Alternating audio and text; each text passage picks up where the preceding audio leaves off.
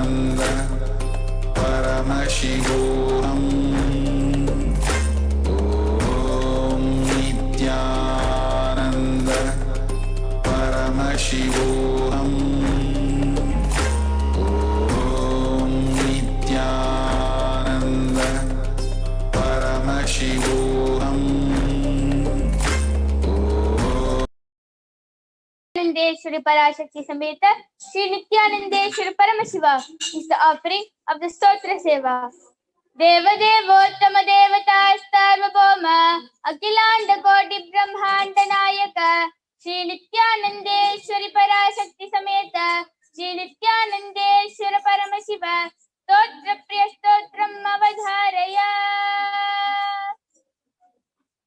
Om Namo Bhagavate Sadashivaya Sakala Tattvatmakaya Sarva Mantra Swarupaya Sarva Yantradhisthitaya Sarva Tantra Swarupaya Sarva Tattva Vidhuraya Brahma Rudra Avatarine Neelakanthaya Parvati Manoharaya Soma Surya Agnilocanaya Bhasmodhulita Vigrahaya Mahamuni Mukutadharanaya Manikya Bhushanaya Srishti Sthiti Pralaya Kala Raudravataraya Dakshadvaradvamsakaya Mahakala Bhedanaya Mooladhareka Nilayaya Tattvakitaya Gangadharaya Sarvadevadidevaya Sadashayaya Vedanta Saraya Trivarga Sadhanaya Ananta Koti Brahmanda Nayakaya Ananta Vasiki Takshakakar Kotaka Shanka Kulika Padma Mahapatmeti Ashta Mahanaha Kulakushanaya Pranavaswarupaya Chidakashaya Akashidikwarupaya Grahanakshatramaline Sakalaya Kalankarhitaya Sakala Lokaika Katre Sakala Lokaika Patre Sakala Lokaika Samhatre Sakala Lokaika Gurave Sakala Lokaika Sakshine Sakala Nidama Guhyaya Sakala Vedanta Paragaya Sakala Lokaika Shankaraya Shashanka Shekaraya Shashwata Nijavasaya Nirabhasaya Niramayaya Nirmadhaya Nirmalaya Nischintaya Nirahankaraya Nirankushaya Niskalankaya Nirgunaya Nishkamaya Nirgunaya Nirlopaya Nidvantwaya Nirupaplavaya Nirbedaya Niravadhyaya Nirantakaya Nishkaranaya Nirantakaya Nisprapanchaya Nishangaya Nirdvantwaya Nirtaraya Niraghaya Nishkrodhaya Nirlopaya Nishpapaya Nirbhayaya Nirvikalpaya Nirbhedaya Nishkriyaya Nishtulaya Nishamchayaya Nirupamapipavaya Nitya Shuddha Buddha Paripurna Satchidanandadvayaya Paramashanta Swarupaya Tejo Rupaya Tejomayaya Jaya Jaya Rudra Maharaudra Bhadravatara Mahabhairava Kalabhairava Kalpantha Bhairava Kapalamaladhara Katvanga Kadga Sharma Pashankusha Damaru Shula Chapa Bhana Gada Shakti Pindi Pala Tomara Musala Mutkara Pasha Pariga Pushunti Shatagni Chakra Dhyayuta Bhishana Kara Sahasramukha Dramsha Karalavadana Vikatata Hasa Visparita Brahmanda Mandala Nagendra Kundala Nagendra Hara Nagendra Valaya Nagendra Charmadara Mrityunjaya Trayambaka Vishwarupa Virupaksha Vishveshwara Vrishabhavahana Vishwabhushana Vishwatomuka Sarvato Raksha Rakshamam Jwala Jwala Ma Mrityubhavavityabayam Nashaya Nashaya Chorabhayam Uchchataya Uchchataya Vishisarpabhayam Samaya Samaya Choran Maraya Maraya Mama Shatrunna Uchchataya Uchchataya Trishulena Vidharaya Vidharaya Uttarena Bhindi Bhindi Katkena Chindi Chindi Katwangena Vipotaya Vipotaya Musalena Nishpeshaya Nishpeshaya Vanaihi Santataya Santataya Rakshamshi Bhishaya Bhishaya Bhutani Vidravaya Vidravaya कूष्मांड Marich वेताल ब्रह्म राक्षस गणान्ने संताटय मामभयं कुरु कुरु वित्तस्वं माम् आश्वासय नरकभयां मामुद्धर संजीवय शत्रुभ्यां माम् आप्यायय दुःखादुरं माम् आनन्दय शिवकवचे नमाम् आच्छाटय मृत्युंजय त्र्यंबक सदाशिव परमशिव नमस्ते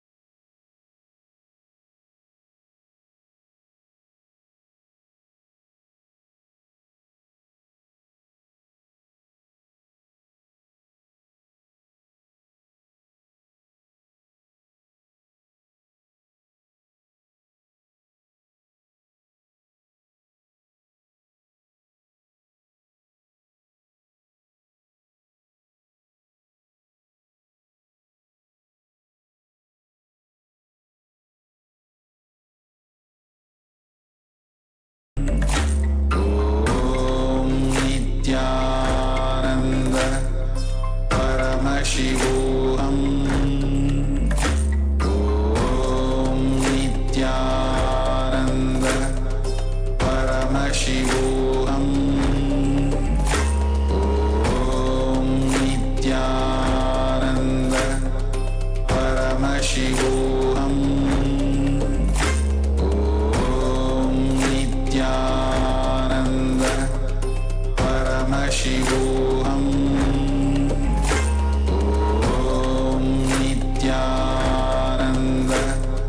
Paramashivoham. Om Nithyananda Paramashivoham. Om Nithyananda Paramashivoham. Om Nithyananda Paramashivoham. At the feet of Devi Nithyanandeshwari Parashakti Sameta Sri Nithyanandeshwara Paramashiva is the offering of the Nritya Seva.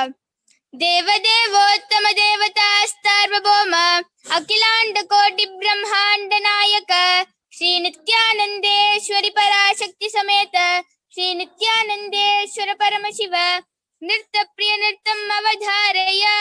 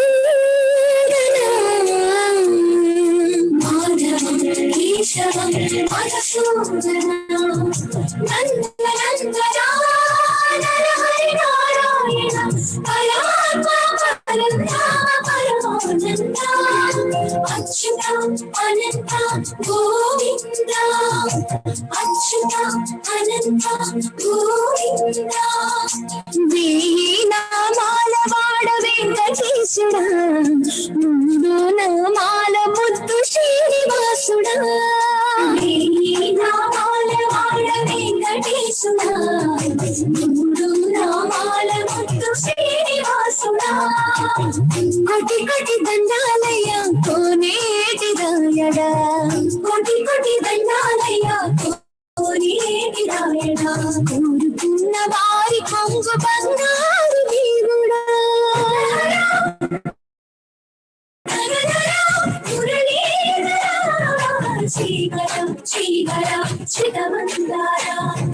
సర్వేశ్వర పరమేశ్వర శాంతాకార శంఖ చక్రధర సర్వశ్రేష్ఠర.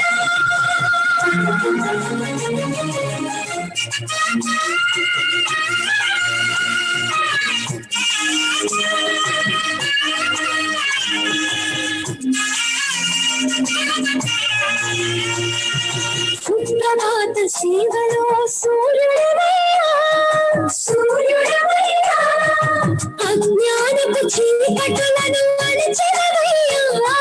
మాధవ కేశవ అభిషేక సేవలో మురిసేవయ్యా, మురిసేవయ్యా. ఆత్మకల్మషముల కడిగి కాచేవయ్యా.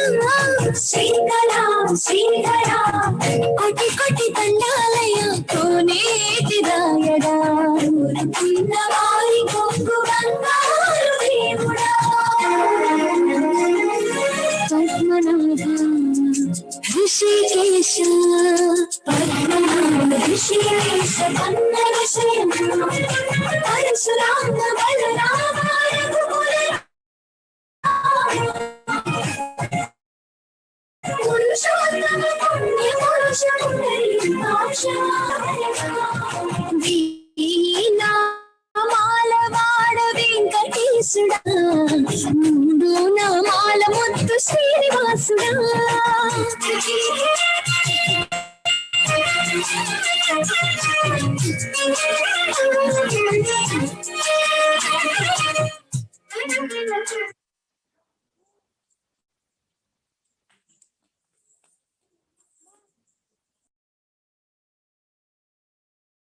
Paramashivoham.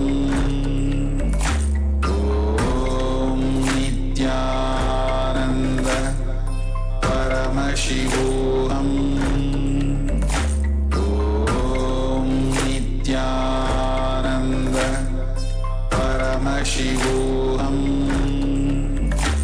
Om Nithyananda Paramashivoham.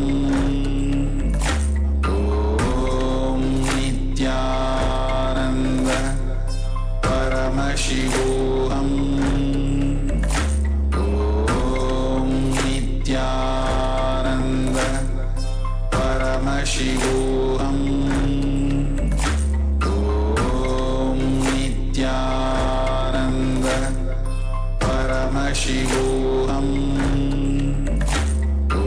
Om Nithyananda Paramashivoham. Om Nithyananda Paramashivoham.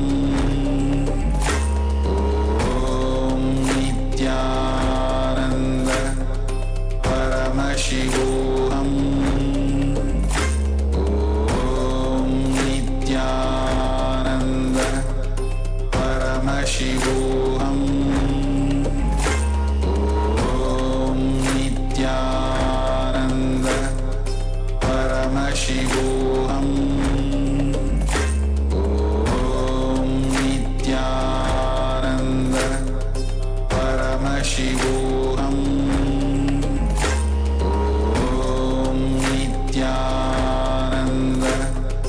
Paramashivoham. Om Nithyananda Paramashivoham. Om Nithyananda Paramashivoham.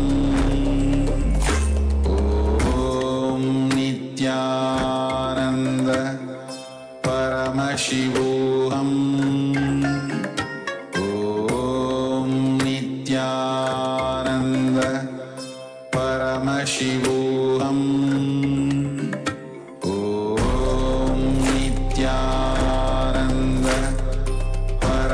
Paramashivoham. Om Nithyananda Paramashivoham. Om Nithyananda Paramashivoham. Om Nithyananda Paramashivoham. Om Nithyananda Paramashivoham. Om Nithyananda Paramashivoham. Om Nithyananda Paramashivoham. Om Nithyananda Paramashivoham. Om Nithyananda Paramashivoham. Om Nithyananda Paramashivoham. Om Nithyananda Paramashivoham. Om Nithyananda Paramashivoham. Om Nithyananda Paramashivoham. Om Nithyananda Paramashivoham. Om Nithyananda At the feet of Devi Nithyananda Shri Paramashiva Sameta Shri Nithyananda Paramashiva is the offering of the Sangita Seva. Deva Devottama Devata Starvagoma Akilanda Koti Brahmanda Nayaka Shri Nithyananda Shri Parashakti Sameta Shri Nithyananda Shri Paramashiva Sangita Priya Sangitam Avadharaya.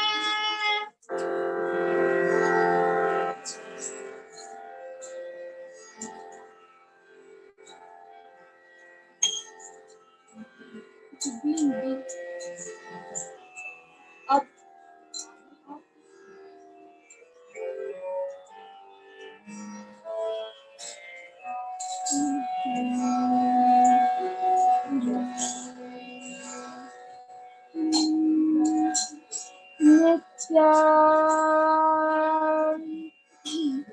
Nandam Paramasukadam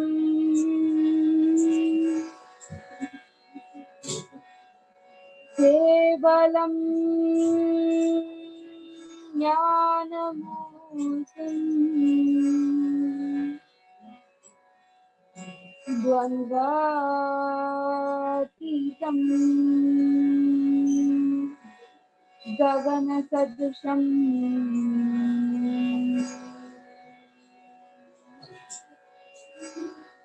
Tattvamasya Dilaksham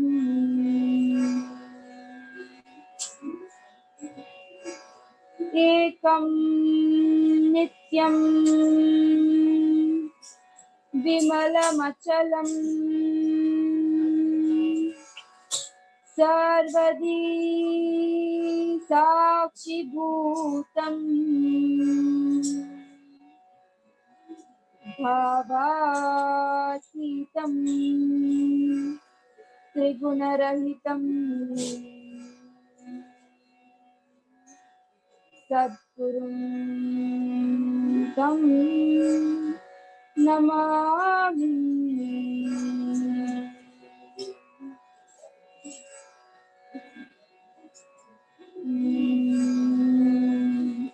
Achyutam Keshavam Ramanarayanam Krishna Damodaram Vasudevam Harim Achyutam Keshavam Krishna Damodaram Ramanarayanam Vasudevam Harim श्रीधरं माधवं गोपिकावल्लभं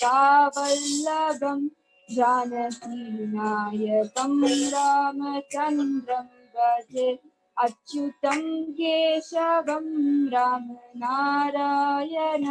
कृष्णदामोदरं वासुदेवं हरिम् अच्युतं केशवं सत्यभामाधवं माधवं श्रीधरं राधिकारत्रिकम् अच्युतं केशवं कृष्णदामोदरं रामनारायणं जानकीवल्लभम्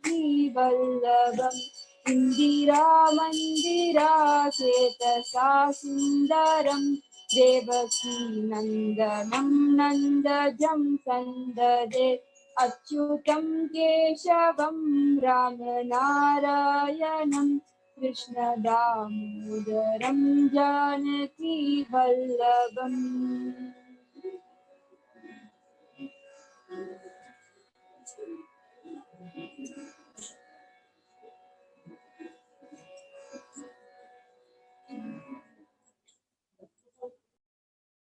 नित्यानन्द परमशिवोऽहम्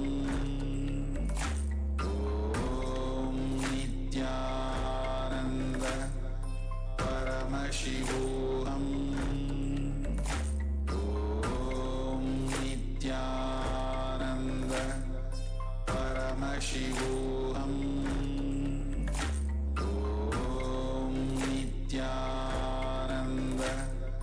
परमशिवोऽहम् ॐ नित्यानन्द परमशिवोऽहम्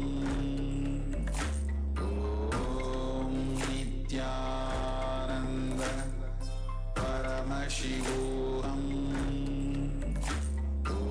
ॐ नित्यानन्द परमशिवोऽहम् नित्यानन्द परमशिवोऽहम् ॐ नित्यानन्द परमशिवोऽहम् ॐ नित्यानन्द परमशिवोऽहम् ॐ नित्यानन्द परमशिवोऽहम् ॐ नित्यानन्द परमशिवोऽहम् ॐ नित्यानन्द परमशिवोऽहम् ॐ Nityanand Shri Parashakti Sameta Shri Nithyanandeshwara Paramashiva is the offering of the Paramashiva Shakti Avaskarana. Deva Devottama Devata Sarvabhauma Akhilanda Koti Brahmanda Nayaka Shri Nithyanandeshwari Parashakti Sameta Shri Nithyanandeshwara Paramashiva Paramashiva Shakti Avaskarana Priya Paramashiva Shakti Avaskaranam Avadharaya नित्यानन्दं परमसुखदं केवलं ज्ञानमूर्तिं द्वन्द्वातीतं गगनसदृशं तत्त्वमस्यादिलक्ष्यम् एकं नित्यं विमलमचलं सर्वदी साक्षिभूतं भावातीतं त्रिगुणरहितं सद्गुरुं तं Namami.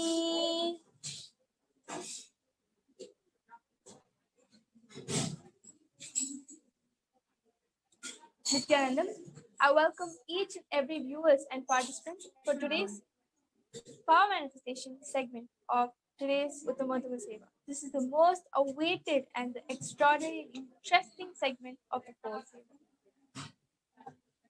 Today, you'll be witnessing one of the most mind-blowing aspects that nobody thought was possible in this world. Today, we have a Balasan from the Nithyananda Gurukul manifesting one of the 463 extraordinary powers of Paramashiva. And with this, we'll be entering into the power manifestation. But before entering, Ma Vanchika, would you like to introduce yourself? Nithyanandam. I'm Ma Vanchika and I'm 14 years old and I've been studying in Nithyananda Gurukul past 2 years and I've been manifesting a lot of powers of Paramashiva just by Swamiji's one initiation and just being in oneness with Swamiji. So beautiful. And that is all it takes to manifest powers. Before we get into the power manifestation, I would like to give you all an insight on what is really the science of power manifestation. What do I mean by power manifestation? Understand? 5,000 years ago, our rishis, munis, and highest seers were able to manifest powers of any kind whenever and wherever they wanted to. And that is just the way of living in the religion of Hinduism. Each and every person, not just the munis, each and every person 5,000 years ago were manifesting powers like their daily lifestyle. It was a daily lifestyle. It was a living dimension.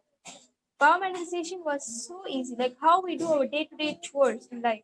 Power manifestation was exactly like that.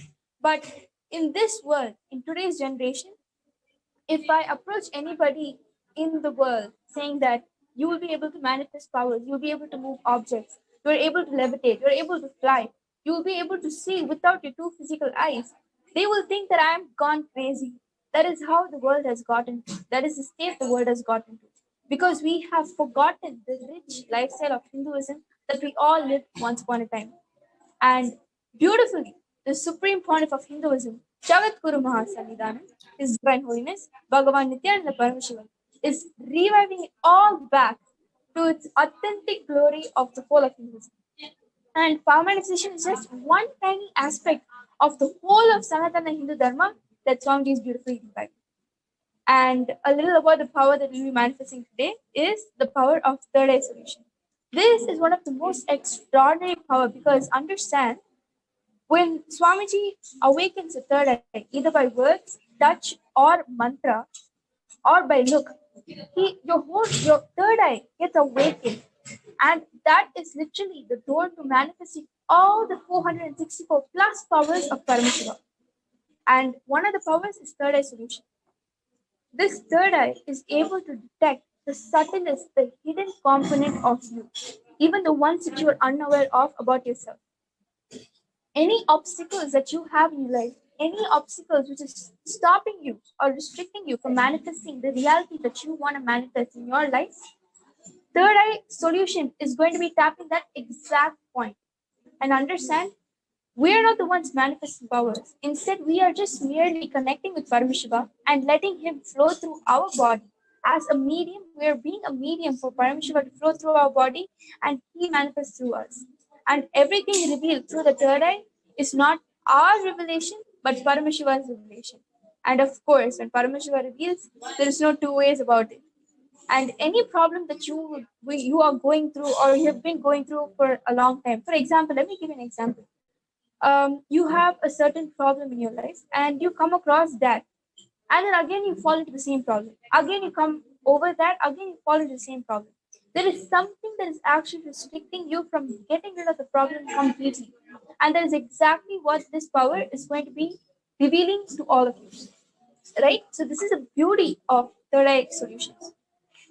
With this, I would like our volunteer for today to introduce herself to all the participants and the viewers.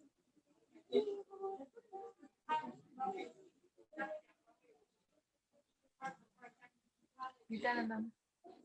Nithyanandama, How are you, Ma? I'm really great, Ma. How are you? I'm fine, Ma. I'm good too. Thank you. Yes. Yes. Thank you Yes. so much for having me as a volunteer. You can go ahead and introduce yourself, Ma. Okay. Nithyanandam, I'm Adya Agarwal. I stay in Delhi, India. And today I'm the volunteer for third eye scanning. And why I wanted to, what you want to know in the scanning. There are two things. One is that ever since I was a child, I've had some or the other issue in my stomach, because of which I've suffered from time to time. So Mhm. I want to know what is happening, because I don't actively have a problem right now, but it something or the other keeps occurring and reoccurring. So this is the first thing, and the second thing is that so I just graduated, and I am now preparing for an entrance exam, and I wanted to know about that, like the future. Yes, ma. Perfect. So, Ma Adya would like for a specific scan. To be honest, to be precise, two specific scans, correct? So the first one is going to be about your stomach that you have been having problems with and it keeps going on and on, correct? And the second one is you, since you recently graduated, you will be giving your entrance exam and you want to see the future of it. Yes, ma'am. Yes. Yes, perfect. So, yes, ma, we'll get right on to the power manifestation and understand the first specific scan that you have asked for falls under the power of body scan, right? So that's also another extraordinary power of Paramashiva. And body scanning is where the third eye scans your whole body and tells you what problem you're going through and why you're going through, and at the same time gives you a solution, right? And yes, not an issue, ma'am. We can actually go right with that. And third eye solution is all about giving solution to any problems. And Ma Vanchika, are you clear with Ma Arya's problems? Yes. Ma'am. Okay, so before we get into the power manifestation, this is one of the most integral part that we all do to manifest any power that we want of Paramashiva, and that is chanting the Mahavakya and understand Mahavakya, just the three words, Om Nithyananda Paramashivoham, holds such high frequency and intensity to put oneself in the space of Paramashiva. When you chant these three words, you enter the space of Paramashiva and understand you have all the reasoning of Paramashiva himself. So, before we begin the power manifestation, I request all of you who are witnessing this beautiful happening to sit with your head neck spine in a straight line and your hands in Atmanjali Mudra and intensely chant the Mahavakya along with us. Om Nithyananda Paramashivoham. Om Nithyananda Paramashivoham. Om Nithyananda Paramashivoham.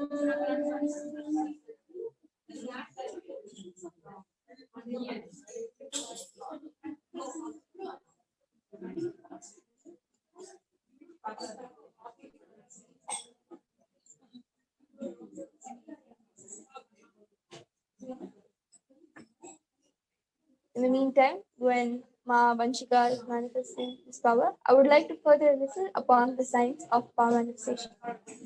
Understand the primordial being is Paramashiva, and he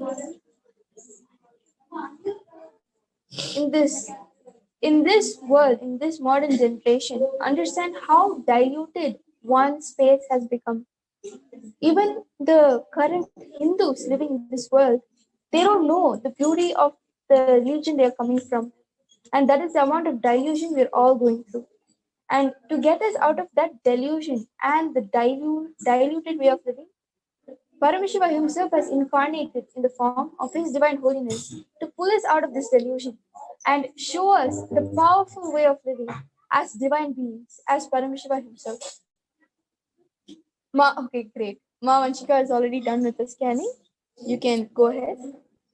So, Ma Nityanam, for your stomach problem, I was able to see that there's some problem near your intestine, and for your this graduation Entrance exam. And Swami showed me that it is going to go very well, and Swami revealed me that she should just surrender it to Swamiji, and he will just take care, and it will go well for her. Thank you so much, Ma. Thank you. Okay. Ma Adya. That makes sense. Yes. So Ma Vanshika is saying that the stomach problem is due to some intestinal problems that you're going through. And Ma Vanshika, could you actually further scan for a solution? Yes, and Ma Adya, Paramashiva really beautifully reveals through Ma Vanchika that the entrance exam that you'll be taking will be a complete success, and all you have to do is completely surrender at the feet of Paramashiva. Everything that you do, any incompletions that you have, any thoughts that you have, anything that you are going through at the moment, any obstacles that you feel like you're having in your life that's restricting, drop it all and surrender at the feet of Paramashiva, because in the end, he's going to be taking care of everything. So that is the scanning that Mom Vanchika told. And right now she is scanning for the solution for the stomach problem that she's been having from a very young age. Now understand one beauty about the third eye, when the third eye falls on your body, right? The healing immediately happens.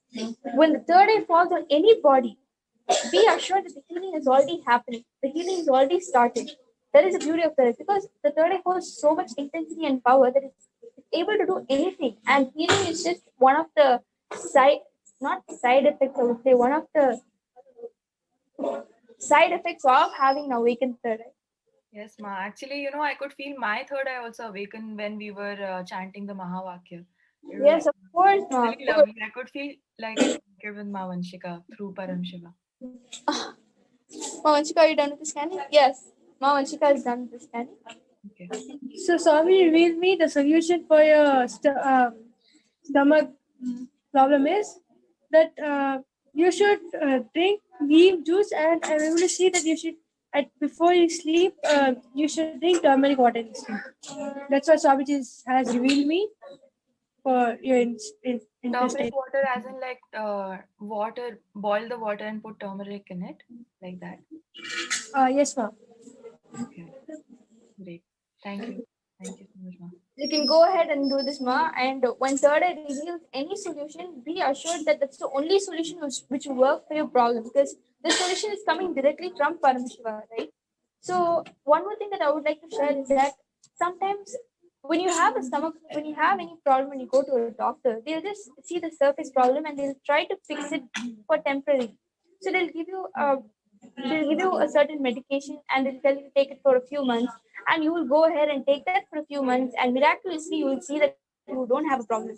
But understand, after some time it resurfaces back. Third eye actually taps that. It will give you a solution where this problem will never resurface back. And sometimes third eye never works in the logical dimension. It works in a multi-dimensional logic. So sometimes your stomach pain is not just related to the food you ate yesterday, or it is gas problem. It's not necessarily that. Sometimes it can be related to your childhood patterns or any root patterns that you're going through or you currently have. So sometimes completion is needed. So third eye works in that way. So this is something I would like to share because it's one of the most beautiful aspects of third eye scanning and a normal doctor visit. Yes. And Ma Adya Agarwal, would you like to share your experience? Yes, Ma, sure. I'm so glad that I could come today, and thank you so much for your effort and for giving me such a beautiful scanning. Because to be honest, I've been preparing for this entrance exam for a bit, and the first thing I thought was that I will manifest it through Paramashiva, that this happens. And exactly what you said in the scan, that Paramashiva has revealed that I should just surrender. That's the first thing that I thought of when I started preparing. And it is what I've been trying to achieve. So it goes perfectly well with my plans, and it just helps me feel reassured that I was on the right path. So, Wow. yes, it's really amazing. Yeah, exactly, Ma. See, that's the thing. Third eye can never lie. Anything third eye reveals. Some people click with it. Some people might think it's not true, but it can never lie. That is the honest truth. That's the genuine truth. That's the reality of third eye. That's the beauty of third eye. Because it's not us who's manifesting the power. We are just mere mediums, instruments for Paramashiva to flow through us. And Paramashiva can never be wrong. Yes, Ma, truly. For even the neem juice and turmeric water, like I did it for a while when I was doing Nirahara, and it really worked. Like I was feeling so light, but I discontinued it. So you've reminded me. Thank you so much. I will do it again. Yes. Uh, with the grace of Paramashiva, we are able to manifest these beautiful powers now. And understand, it's not just us who can manifest these powers. Any third eye awakened disciple, devotee, Balsins, anybody who has an awakened third eye can manifest all the 464 plus powers of Paramashiva. And it's not just us. And that is exactly what Swamiji is here for. And he beautifully says that I am not here to prove that I am God. Instead, I'm here to prove that you are God. And with this, we would like to offer our gratitude at the lotus feet of the Supreme Pontiff of Hinduism, Jagatguru Mahasannidhanam, His Divine Holiness, Bhagavan Nithyananda Paramashivam. And tune in for upcoming interesting events and make sure to tune in back tomorrow at 6:30 IST for Uttamottama Seva. With this, we would like to end with the Purna Mantra.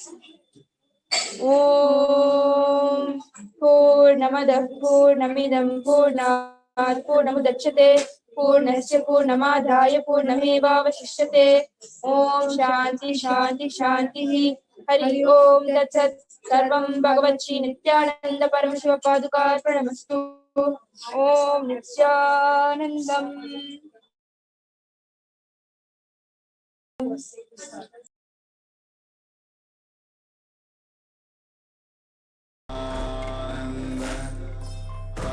Paramashivoham.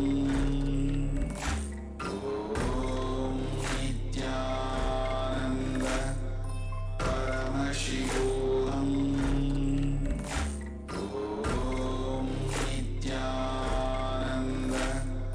Paramashivoham. Om Nithyananda Paramashivoham. Om Nithyananda Paramashivoham. Om Nithyananda Paramashivoham. Om Nithyananda Paramashivoham. Om Nithyananda Paramashivoham. Om Nithyananda Paramashivoham. Om Nithyananda Paramashivoham.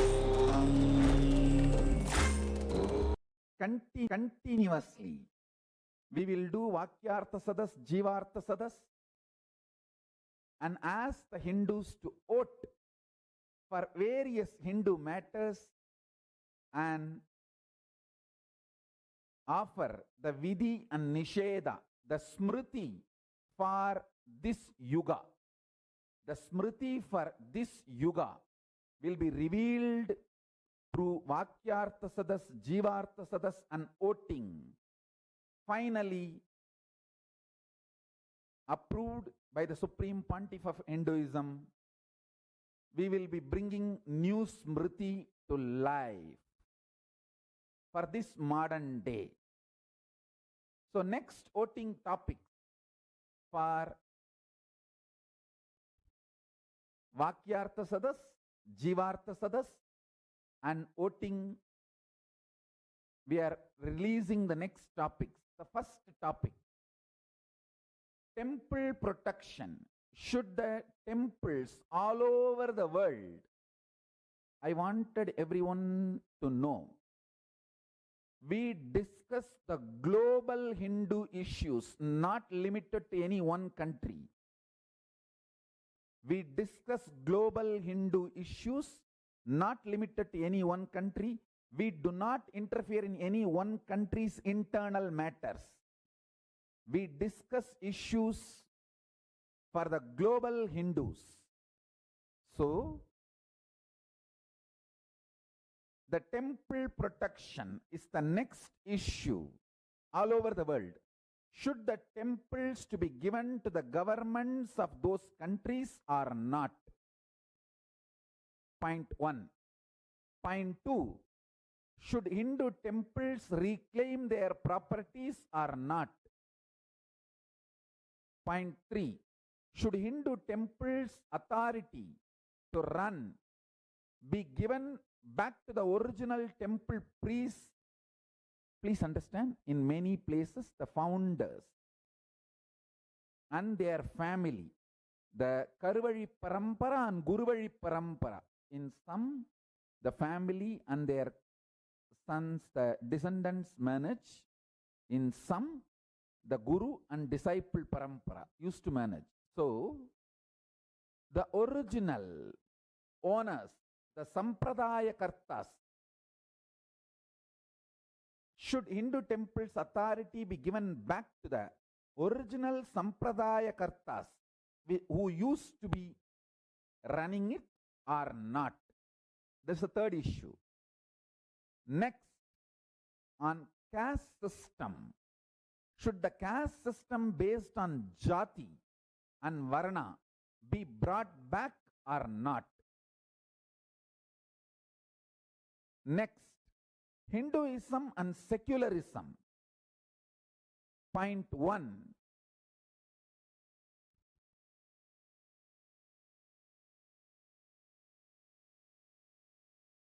Should all the Hindus stop religious conversion or not? Point 2. Should Hindus stop calling themselves as seculars or not? So these are the next voting topic. Now the Vakyartha Sadas, Jivartha Sadas, voting. All the three will start. Please understand. Here I wanted to make an important point. In Hinduism, active participation is expected. See, you may vote just by saying yes or no, but that will be considered only as a participation, not active participation. If you give an explanation, your viewpoint, why you are voting for what you are voting, why you are doing what you are doing. If you present your powerful cognitions too, it will help the next generation Hindus. See, when you have a reason to vote for vegetarian food, and if you explain the reason also, after 100 years, if that reason has changed or that reason has become irrelevant, people can change the decision. So it will help for the generations to enjoy your expertise and your intelligence. That is the reason we request you to put your powerful cognitions, your thought currents also on record in the form of Vakyartha Sadas and Jivartha Sadas. So now I am projecting the link Hindu votes to vote and to share your opinion, valuable input. Please visit https://tinyurl.com/Hindu votes. Hindu votes are sacred. Hindu votes matter. Hindu votes for Hinduism. To analyze, understand more and more about Hinduism, about the Dharma Shastras, spiritual principles, please get involved more and more in these principles of Hindu votes. So I am so happy to reveal the results of the earlier voting happened, and now the next further subject we have presented now almost 6 points for all of you to have Vakyartha Sadas, Jivartha Sadas and voting. Please get involved. I invite all of you to get involved and enjoy Hinduism by the principle of Dharmo Rakshati Rakshitaha. when you protect Dharma, Dharma protects you.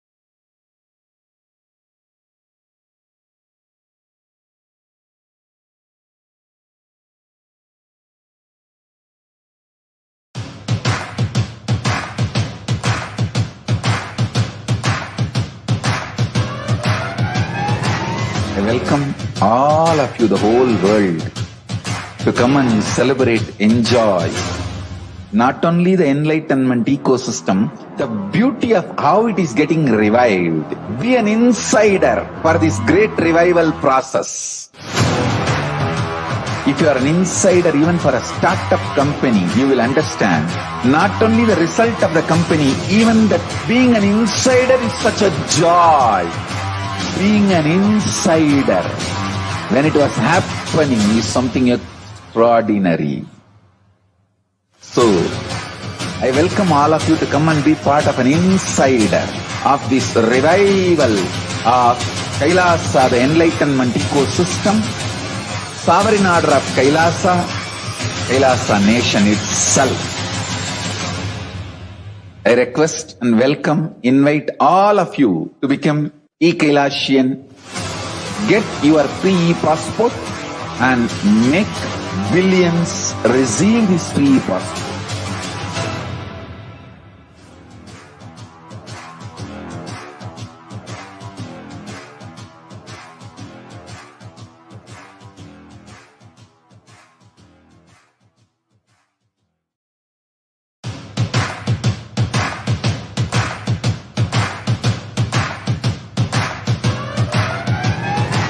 I welcome all of you, the whole world, to come and celebrate, enjoy not only the enlightenment ecosystem, the beauty of how it is getting revived. Be an insider for this great revival process. If you are an insider even for a startup company, you will understand not only the result of the company, even that being an insider is such a joy.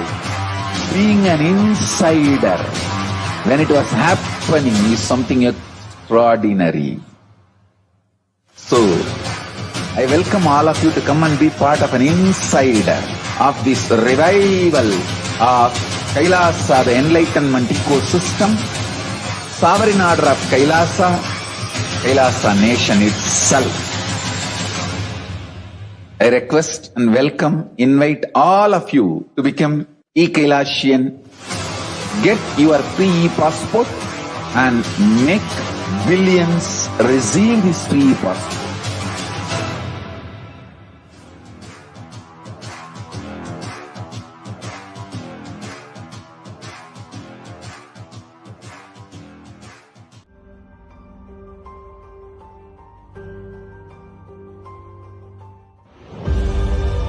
What I mean by the word e-Kailasa, listen intensely. Enlightenment ecosystem, literally enlightenment itself, in your own home, wherever you are. If you cannot come to KAILASA, it's okay. KAILASA can come to you. KAILASA coming to you is e-Kailasa.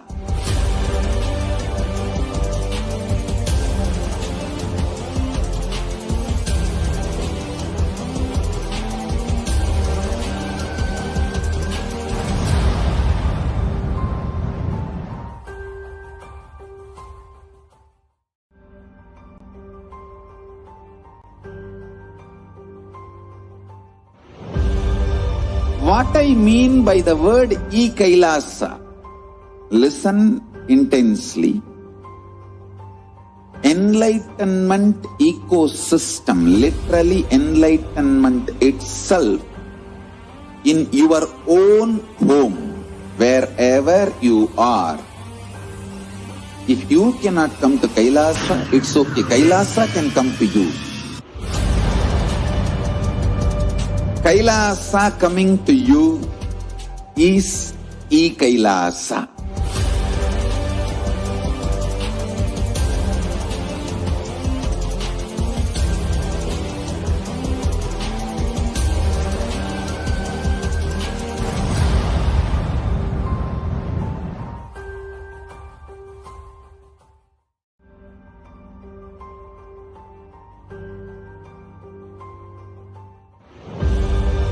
What I mean by the word e-Kailasa, listen intensely. Enlightenment ecosystem, literally enlightenment itself, in your own home, wherever you are. If you cannot come to Kailasa, it's okay. Kailasa can come to you. Kailasa coming to you is e-Kailasa.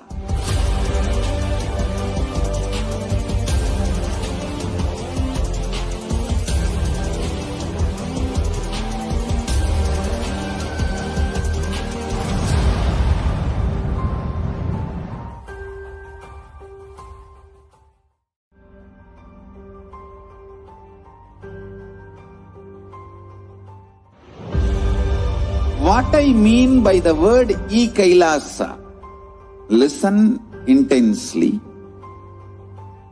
Enlightenment ecosystem, literally enlightenment itself, in your own home, wherever you are.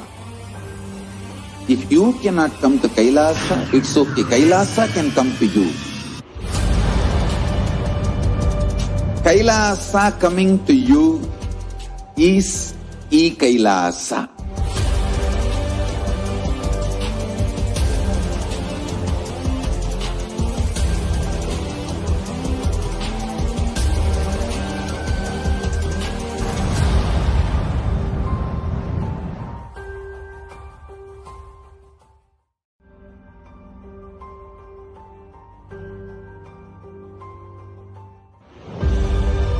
What I mean by the word e-Kailasa, listen intensely.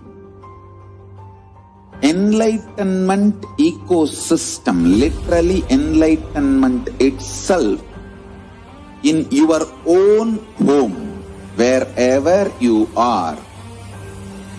If you cannot come to Kailasa, it's okay. Kailasa can come to you. Kailasa coming to you is e-Kailasa.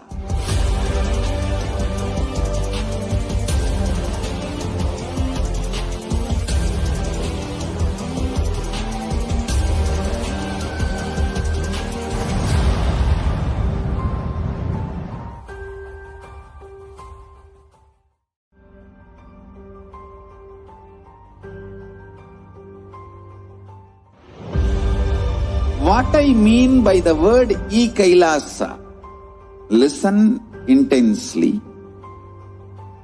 Enlightenment ecosystem, literally enlightenment itself, in your own home, wherever you are. If you cannot come to Kailasa, it's okay. Kailasa can come to you. Kailasa coming to you is e-Kailasa.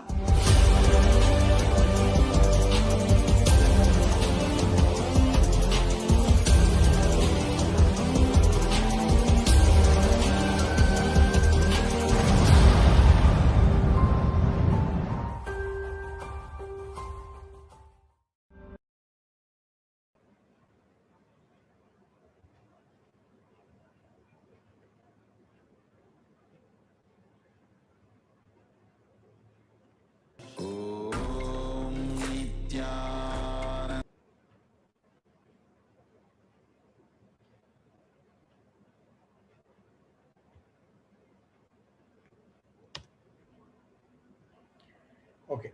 Shall we start?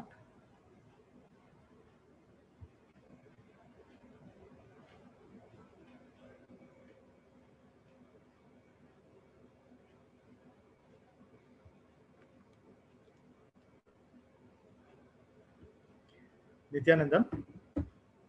Nithyanandam, everyone. Let's start with Guru Vandanam. Nithyanandam Paramashivoham Kevalam Jnanamurtim Dvandvadidam Gagana Sadusham Tattvamakshadilaksham Egam Nityam Vimalamachalam Sarvadi Sakshibhudam Bhavadidam Trigunaragidam Satgurum Tam Namami.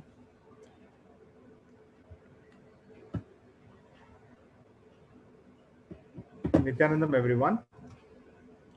Welcome to the KAILASA panel, KAILASA dialogue. Today we are going to have a panel discussion on Hindu education global perspective. The world around us is changing rapidly, and the nature of an individual, job, relationships are rapidly changing as well. Human mind is more inquisitive than ever, and its intellectual pursuits are fueled by exponentially changing environments. However, its education ecosystem is adapting to this new reality. Its education is helping around to understand this change and prepare us for the future. Does education support and promote individual quest to understand the nature of one's own self? Does education throw light on what was the best in the past, what we are tracking in the present, and what we can carry forward to future?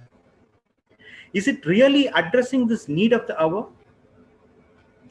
Does it bring out the best learning outcomes? This is not a debate or discussions at present. This kind of a hot debate was there earlier, and it is there now. It will be there in future too. So today we have a fantastic panel to discuss about it. We are going to discuss on how is this Hindu education on the global perspective. So what we are going to discuss specifically on Hindu education is, what is the purpose of the education? What are the problems to meet these purposes? What are the obstacles? And what are the possibilities? When we talk about the possibility, we are going to discuss about some of the successful case studies. So I call it as 3P: purpose, problems, and possibilities. When we are going to discuss about this, we are going to discuss this from all angles, from the parent angle, educators, researchers' perspective. So with this introduction, I would like to jump to introduce the panelist. NTV, can I have a panelist list?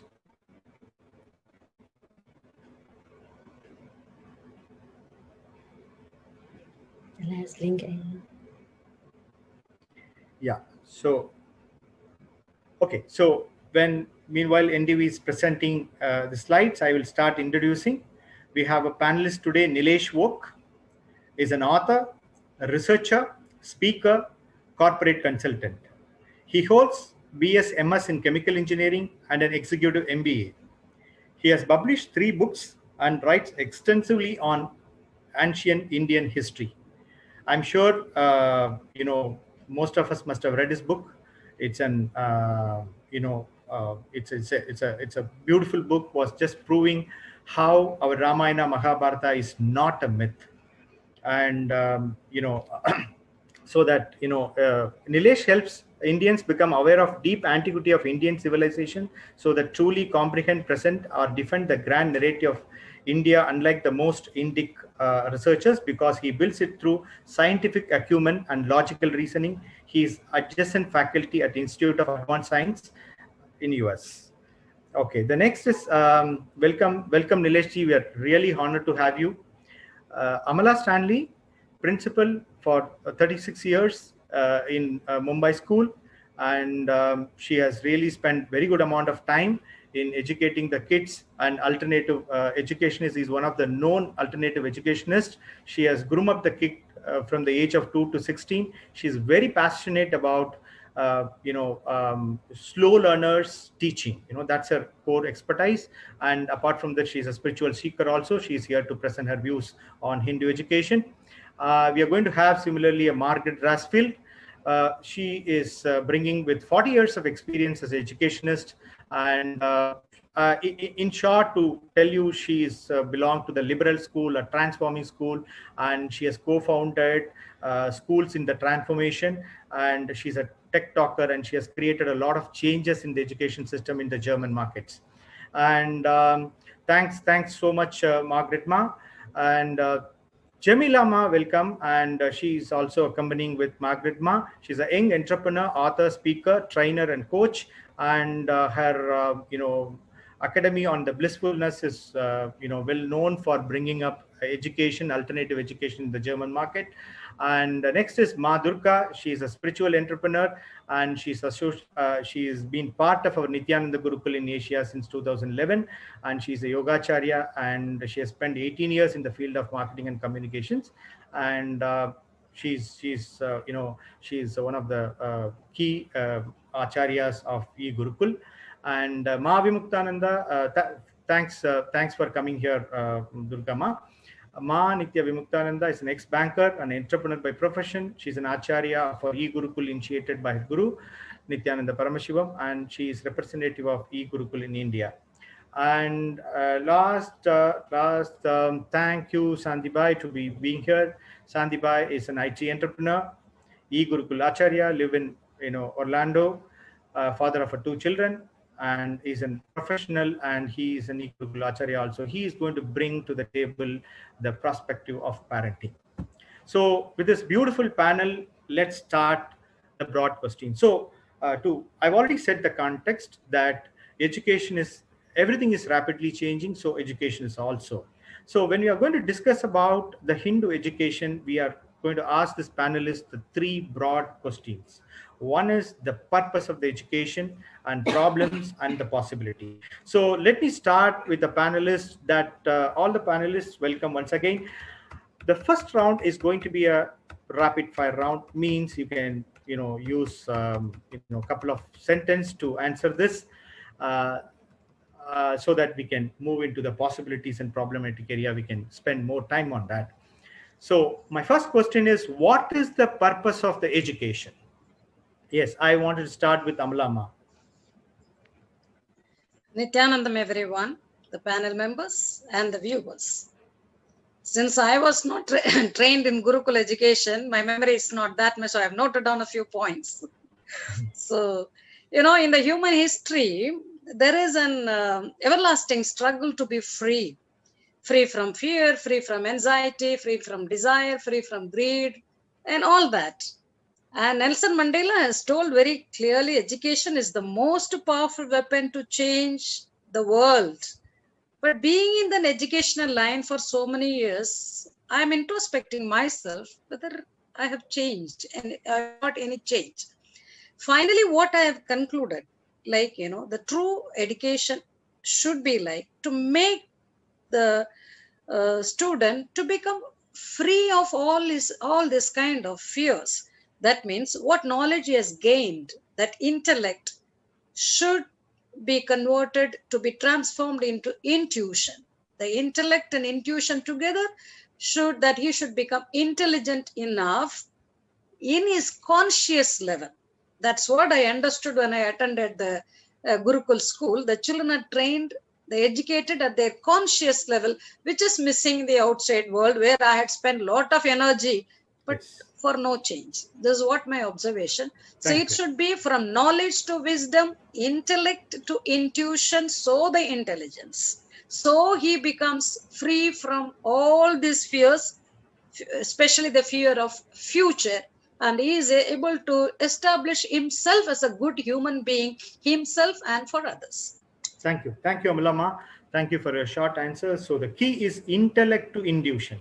Well, so Santidas Ayya, what do you think? What's the purpose of Hindu education? You have to unmute Ayya. Yes, Nithyanandam, everyone.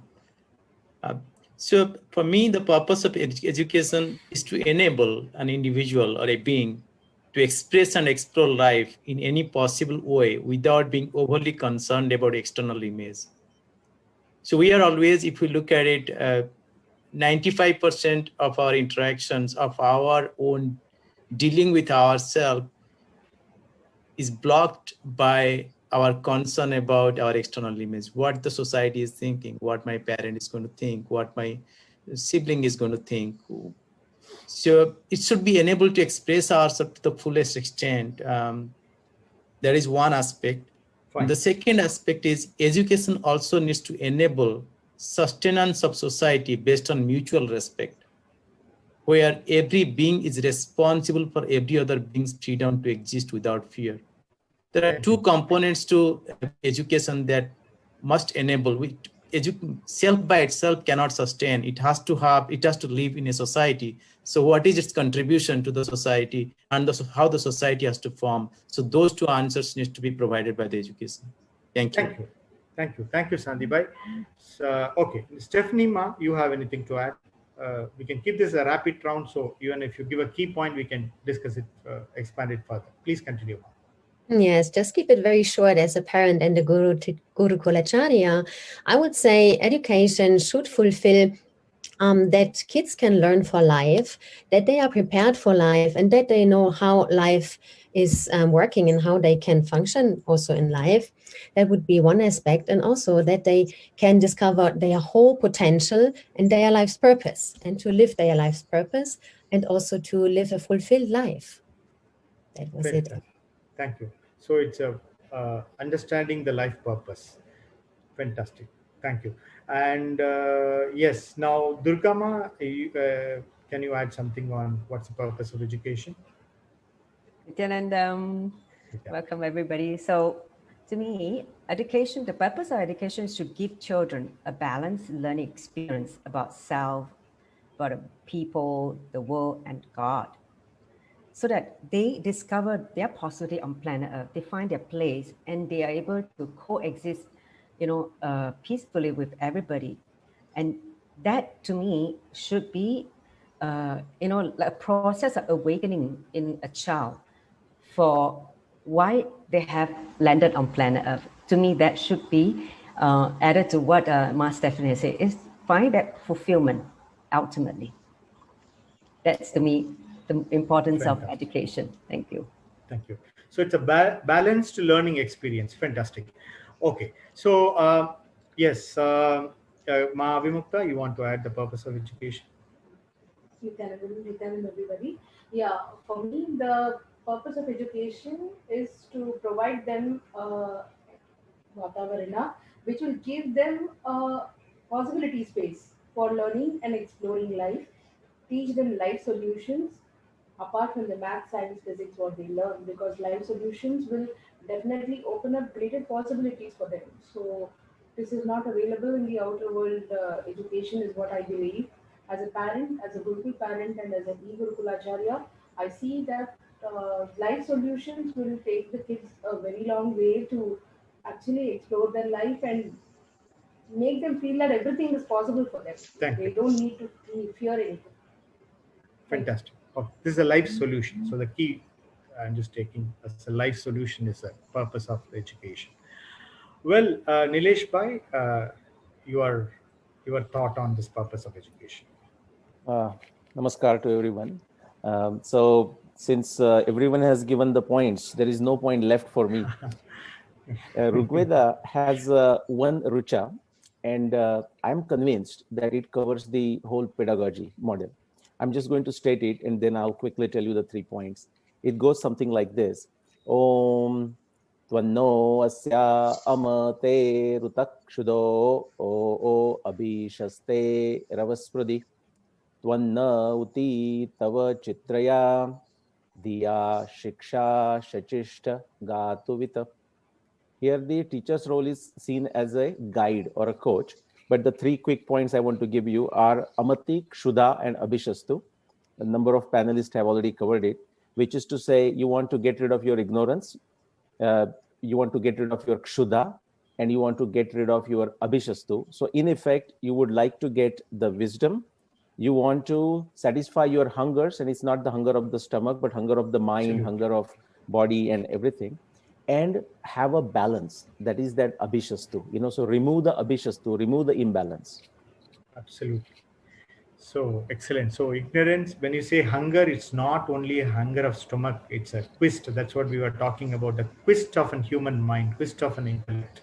So the education has to take care of, ignite and just quench the thirst of an individual. That's fine. So in short, you can say eliminating ignorance, hungers, sickness. Sickness is not a right translation, but just for a sake of not having a better word, so we'll keep that. So this is beautiful. So we are just concluding the first part of the purpose of educations. So thanks, panelists. It's a fantastic keywords. There is something called intellects to intuition. We were talking about a balanced learning, life solutions, eliminating ignorance, hungers, and identification and pursuit of goals and desires. Well, and life, fulfilling the life. It's all beautifully we are talking about it. So, well, we know this is a purpose.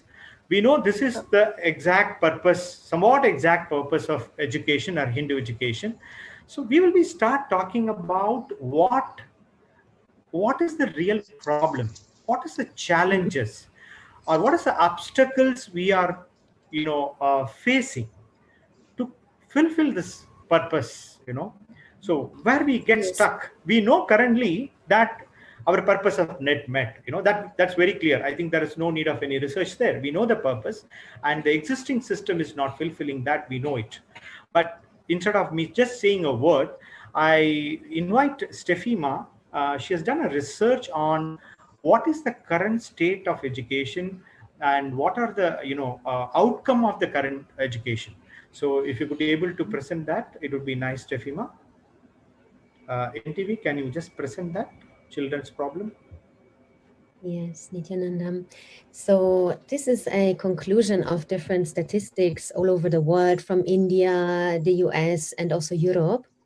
And here you see that the main problems that we are facing in the world today with the kids and children and teenagers is that one part is, for example, that they are extremely under stress.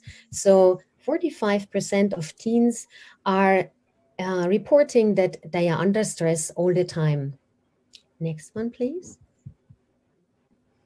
We can go through it pretty quickly.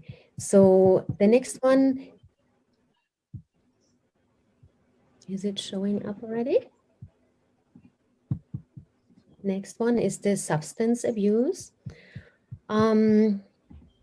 So we have about 1 of 10 boys, for example, that are regularly taking drugs and substances, including tobacco, different substances, alcohol, heroin. I cannot read it from here. Yes, and different other substances. Next one, please. So we have also many mental disorders. There was a statistic that 1 out of 11 youth are given psychiatric drugs. You can all research it. When you just Google it, it all just shows up. Next one, please. We just go through that pretty quickly. Then also teenage pregnancy. Per 1,000 girls in the age of 15 to 19, they become pregnant. That was the statistics from 2008 and 2008 and 2009. We have other statistics as well. Next one, please. Then obesity is also a very big problem, especially in the US. We have over 10 times more children and adolescents obese in 2016, around 124 million. They're just like some little snippets just to get a little insight of what all is there. Cyberbullying, there was a statistic a study done where it was shown that over half of the teens are suffering under online bullying, which includes different platforms, Facebook, Instagram, Twitter, and others. Next one, please. And 8 to 10% of the school-age kids are suffering from ADHD. Over 10 million of kids every year diagnosed with ADHD. This is another little ankle of it. Next one, please. And also depression and burnout is a huge topic all over the world. And there was a study, for example, where 20% of all the teens experience depression before they are adulthood. And there has been a 75% increase in depression cases, with 60% contemplating and adapting suicide over the last 5 years. For example, in Mumbai, there were studies done in India. For example, in Mumbai, 3 people commit suicide every day. And the 2 leading causes are love breaks up or even examination pressure. And that is mentioned as one of the main topics for suicide. Next one, please. So the suicide is becoming a really large killer, so to say. And when we just look at the numbers here, suicides per year, 265,000 just in India. About 1 million suicides by youth, ages 10, and so on. So there is a lot. There's a huge suicide rate as well. Great.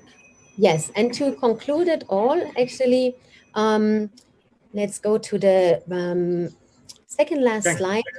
So yes, Yes. The school is not teaching how to deal with life. Exactly. So this is all we would have heard all this terminology then and there, here and there: suicide, cyberbullying, teenage pregnancy, and all this we know that, and depressions, and the examination. Earlier, before 22 decades, 3 decades back, that suicide used to happen when the people are not passing the exams. Now I was reading that article that people now, after getting 90, 95, they feel that just by few percentage, few points, few dot points they missed, and suicides are happening. So that's what the statistics says. So this clearly indicates the problem somewhere. This education is not clearly making this all this statistics what we are seeing before is a dark statistics stopping. I mean, one side we say the education literacy rate is going up, and we are finding another side all these problems are growing up and up. This is where I wanted to invite Amalama, who has done this research on this side, and 40 years she has really spent a time in a ground level with the schools, and she's still consulting many schools. I want your opinion, Amalama. See, I can speak from my experience only. Now it was maybe Stefanama has told about the suicides. Okay, while as a student, when they are studying itself, things are happening. That's why I wrote once one article in a daily paper, weekly journal. I wrote an article, celebrate examination. Celebrate examination. Examination should not be pressure for you. It should be like a treasure to check, okay, this much I know, this I don't know, so yet to know. There is no depression of I don't know, yet to know. So it was appreciated by so many parents, madam. The first time we hear celebrate examination. Otherwise, it is such a pressure both for the parents, students, and even the teachers, the principals, I would say. When there is an examination, board examination, right from the principal till the result comes, all are in tension. So that means the examination is taken in a different turn. The purpose what for it is made, but it has gone into another level. So we have to, right from the beginning, the school is a word only. The meaning of the school word is like, it's coming from a Greek word, leisure. So whether the children are learning leisurely. See, this examination is one point, how much leisurely they are learning. Like, this is one thing. Say, this is while you are studying. Another one, I have a very shocking experience, which gave a big blow to me, which I was carrying for a long time in my mind as a guilt feeling. There was a child whom I had taught him. He was he was the toppermost student, so-called topper. He was a topper, and his name is still on the board. He was the topper of the school. And even in his life, I heard that he is successful. what is the meaning of the successful, that success for the world, but whether he was really successful for him, because after then he was doing his MD, I came to know about him, very successful in the college also. After he became a doctor, he was a very successful doctor, but one fine day I got the news he committed suicide. So it was a very shocking, and I went into a guilt feeling than what I had done, what education I had given him. So I have trained him to be how to go for his living, but not his life. For life, exactly. So here I felt like something is going wrong. Similarly, once one child at 2 o'clock, middle of the night, I got a call from a child, Madam, I want to end my life. Before that, I want to hear you. I want to see you. I told my child, it is 2 o'clock. He was about to get married. She saying, I am going to die, but before dying, I just only one person I want to see or think, it is you, to hear you. So I told, okay, you love me, so you want to hear me. On the spot, I was counseling him, but I also love you, so you should listen to me what I say. Just wait to die. You go home peacefully. Tomorrow morning, we can discuss about it. After that, you can die. Okay, like that. So I prevented that suicide. So with all that, what I had, that is something is going wrong. So I feel, see, I am so-called a successful principal, as you know, but what is that success? What is the meaning of that success?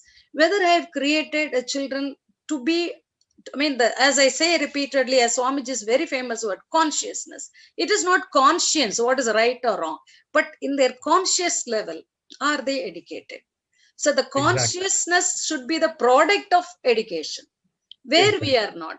I am not pushing, giving the blame, but when we are working in a system, we are following the same system. When Swamiji said, I am reviving Hinduism, I was so happy. The terminology is very, very correct. Education is one part of Hindu Vedic science or Hinduism. So he says Hinduism, even the education, revive that. Exactly. Revive that. I had attended a lot of seminars, conferences, educational conferences. Finally, all were just intellectual entertainment. Correct. This vocabulary also I get from Swamiji only. He uses so many vocabularies like this. So for me, I say it was just intellectual entertainment. When we are there, we are so much activated. We have to do this, that. Once we are out of the zone, we are back to the pavilion. So the question is, yes, perfect question. It is like, so successful life, but he doesn't know he got the living purpose, but not a life. That's a key I'm taking from you. It's really absolutely great. So even we have to get into that, how to go. There is solution. When I had visited, it is a blessing in disguise. Yes, because of all this, I went close to Swamiji. Yes, we will discuss that in the possibility thing. I want another panel to jump in the problem also. Prematma Swami is here. Manitya Prematma Swami is here. Yes, yes, Ma. You would like to add on? We are discussing about the purpose problem. So if you want to add up something, please. Yes, thank you, Nithyanandam. Nithyanandam, everyone, it is really wonderful to see a very important topic that we are discussing today, the education and the purpose of it, and the problems that we are facing. And many more panelists are going to address these problems that we are facing with the current education system that we are facing today. It is at this juncture, as Amalama was sharing, how Swamiji is reviving Hinduism. He has given, as he is reviving Hinduism, he is giving us the freedom, not only the right for education, but the right for right education. And in that, he is giving us the right to make the choices. What type of education should our kids have? What, should our temples be run by us, or should it be run by government? And should we Hindus be vegetarian or non-vegetarian? All these important factors, and education comes as one of the key component of our lifestyle. Who is making decisions on all this? Now he, for the first time, is giving us the freedom to make a choice. So I'm just here jumping in to remind everyone, as we are discussing a very important topic today, let us remember our rights. Let us exercise our rights here. by casting our vote. So since the last week, we are also discussing on the conversion that is going on. So the religious conversion. So in this, we have the choice, we have the right to cast our vote. The right conversion is right, or should it be an option even? So where, should the conversion be forced on us? So cast your vote with the hashtag Hindu votes are sacred, and the link is projected, kailasa.org/Hindu votes. So requesting everyone, as we are discussing the important problems that we are facing with the education system and the modern lifestyle, to cast our vote and make our voices heard. It is important that Hindus make our voices heard. We are over 2 billion Hindus that live. It is important that every single voice is heard. So we choose what is our education, we choose what our lifestyle should be, and we choose how our life should be. So thank you. Yeah, I just wanted to interrupt and remind everyone, Absolutely. as we are talking very important topic here. Thank you so much, Ma. It's very important when we talk about education, that to Hindu education, it's not only what we are getting, it is a responsibility also.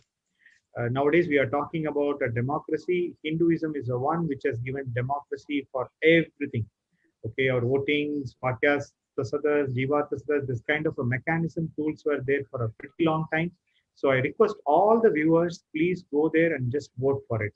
This is just showing that you are taking a first responsibility. That's the reason even in India, when we see the voting, even in the election, we are not even crossing 60-70%, because we feel that only we have to raise the voice, but we don't need to vote.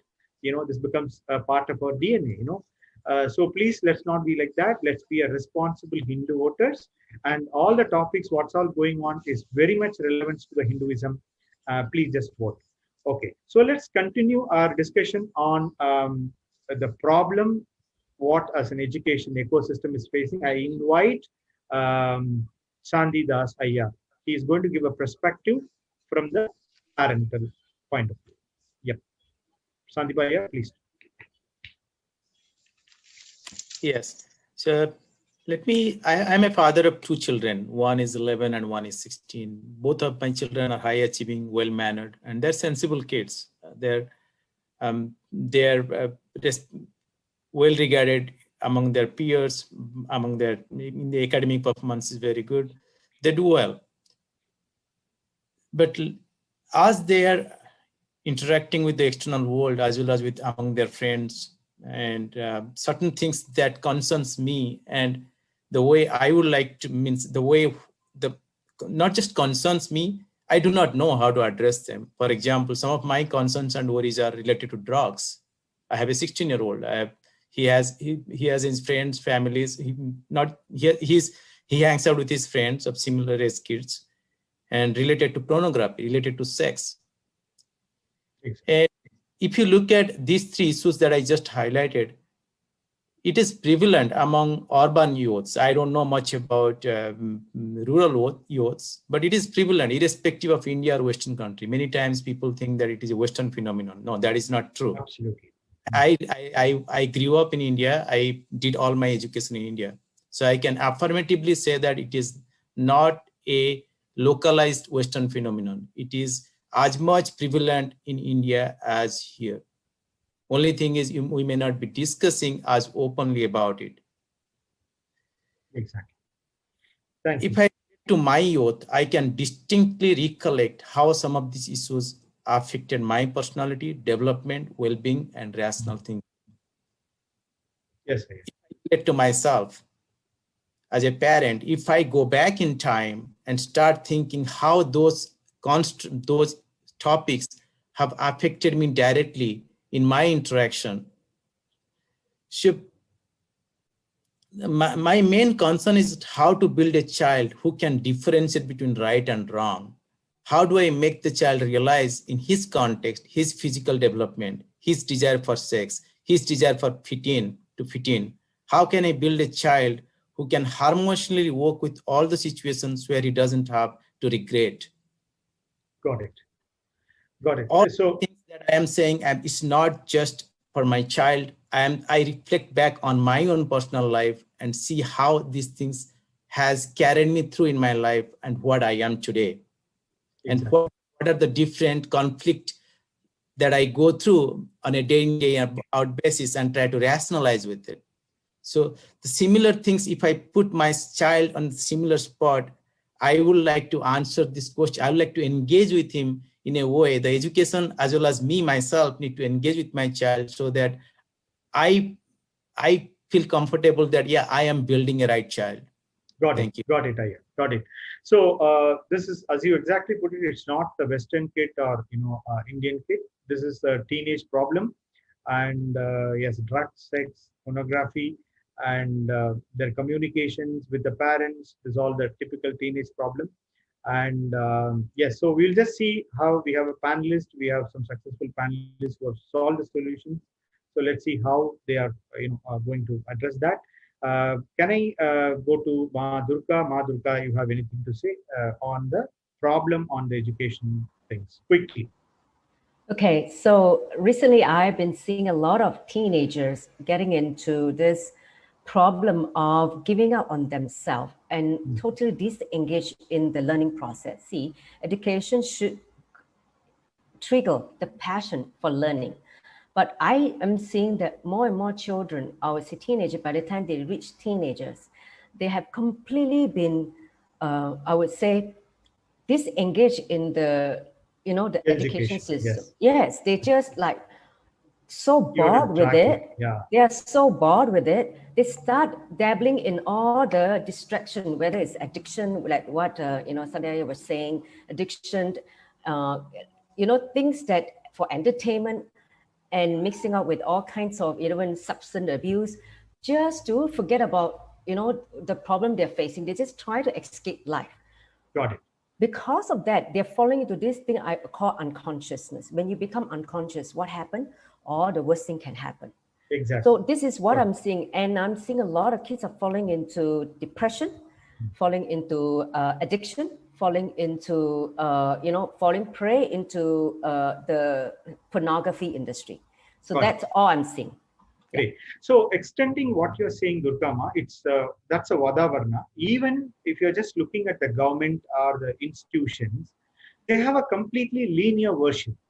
Today, what government is bragging about? Every government is coming and saying that we are, they are not really, I can say, not too much caring about what is the kind of an education we have to give.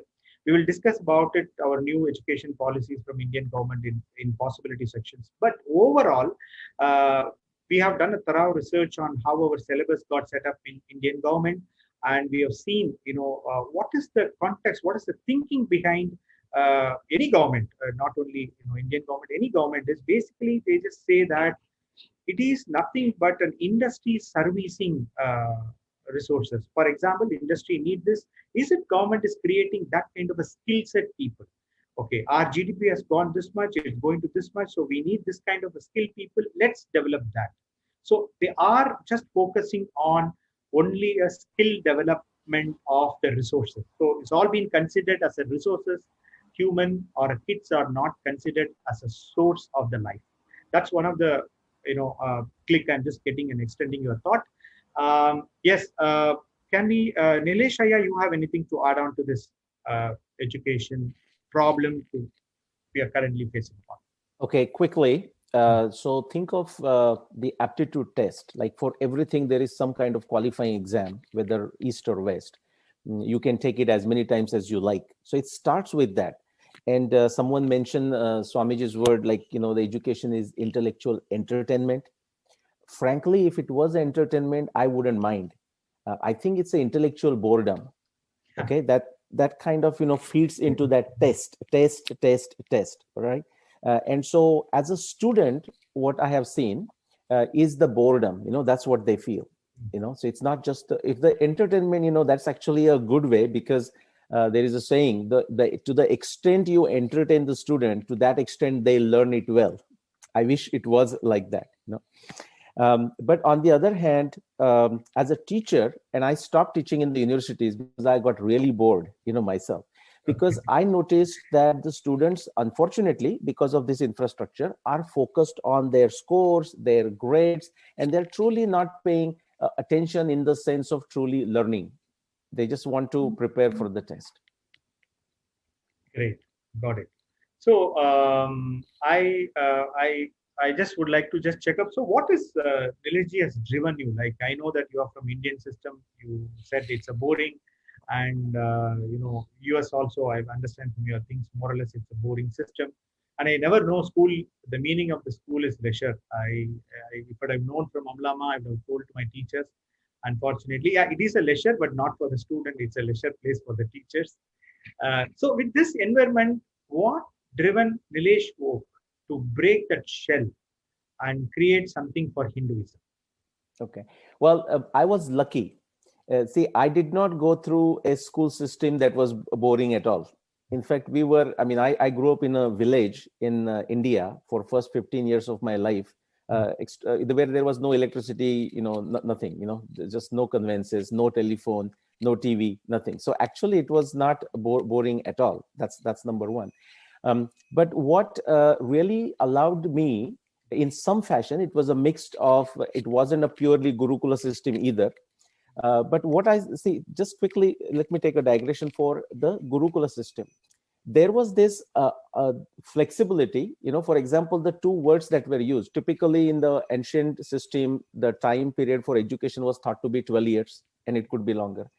And they used to get two types of degrees, if you want to use the modern terminology. Either the person was called Vidyasnatak, or a what is the other word, Vratasnatak, and so Vidya, just like in a Western system, you can learn fast PG. And finish your degree faster, right? Finish your degree faster. So somebody finishes in 6 years, the person will get that degree of so-called Vidyasnatak. But somebody is not very good, let's say, in terms of certain subjects, that person still spends 12 years and get well grounded for successful life. And that is a Vrata Snatak. And actually, Snatak, the word comes from a snan. When, as a graduation, the guru used to give a bath, a shower to the student. That's where the word comes from. Oh. And if someone is good at both, then that person will get a title, Ubhaya Snatak. And so quickly, my answer is, I had this totally free time to do what I wanted to do. And my parents both were teachers, but they didn't ask me what grades I was getting. They could sense what I must be doing. So I was lucky. That's what I would say. Okay, great. That's really a very good insight. Thanks so much. Yes, Prematma Swami, you want to add something here?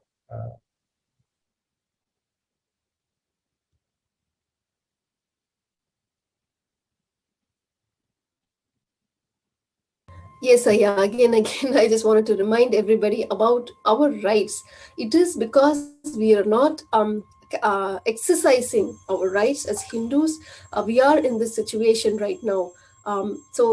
Even with the education, the main reason why we are even at this situation of eating the Macaulay education and suffering with it, it is because we did not make our voices are heard. When it is time now, we have that freedom, that right to choose the Hindu lifestyle. We had the best of everything, whether it is education, whether it is medicine, whether it is art, science, temples. We had every best of everything.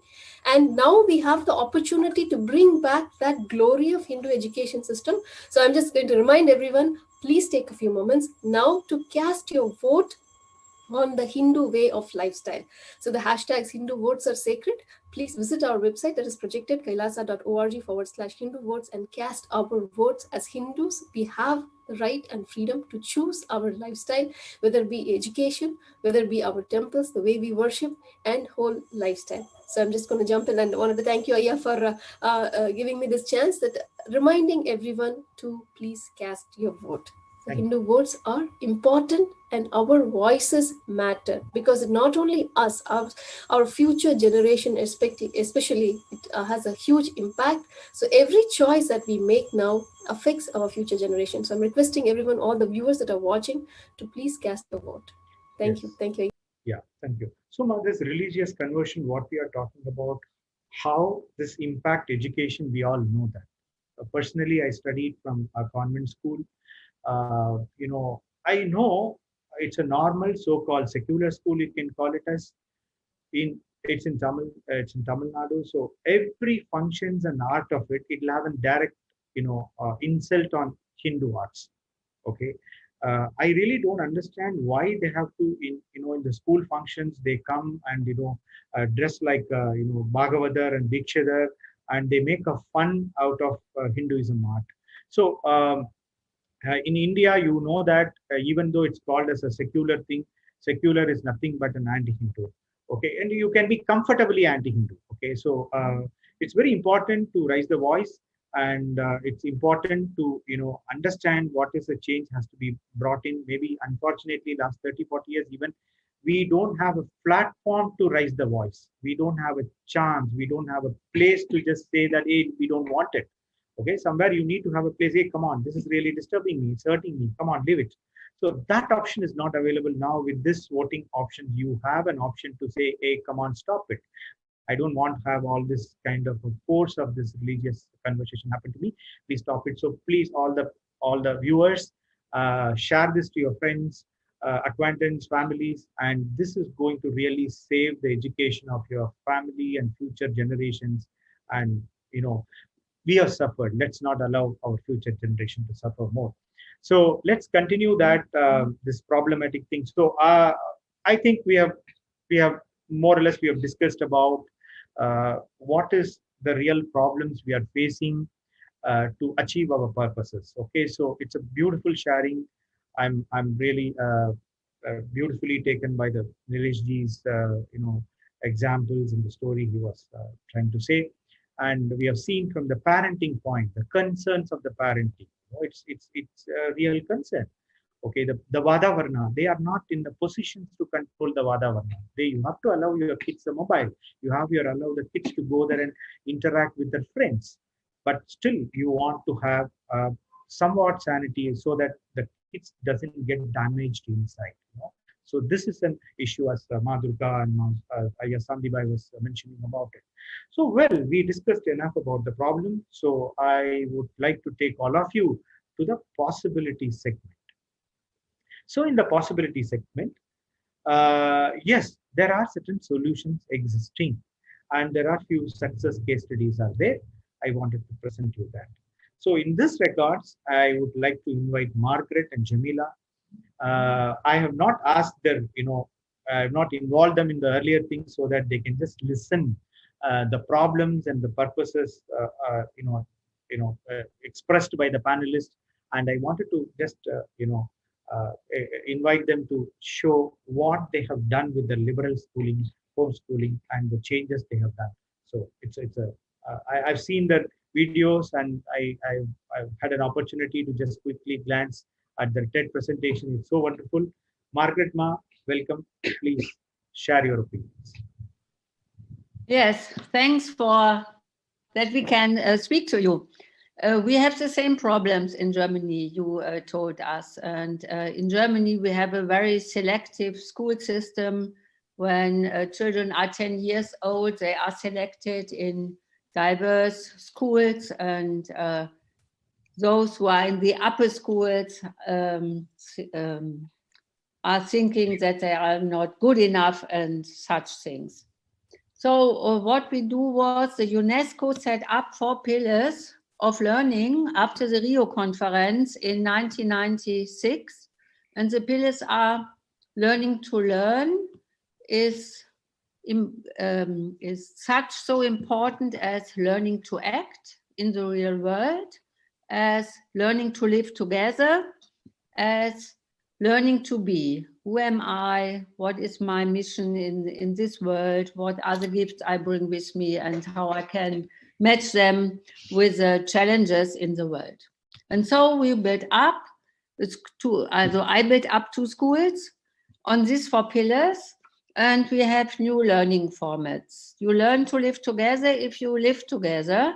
So we take all children, they are not selected, they learn together, and they learn in mixed age groups so that they can help one another. They learn on individual ways.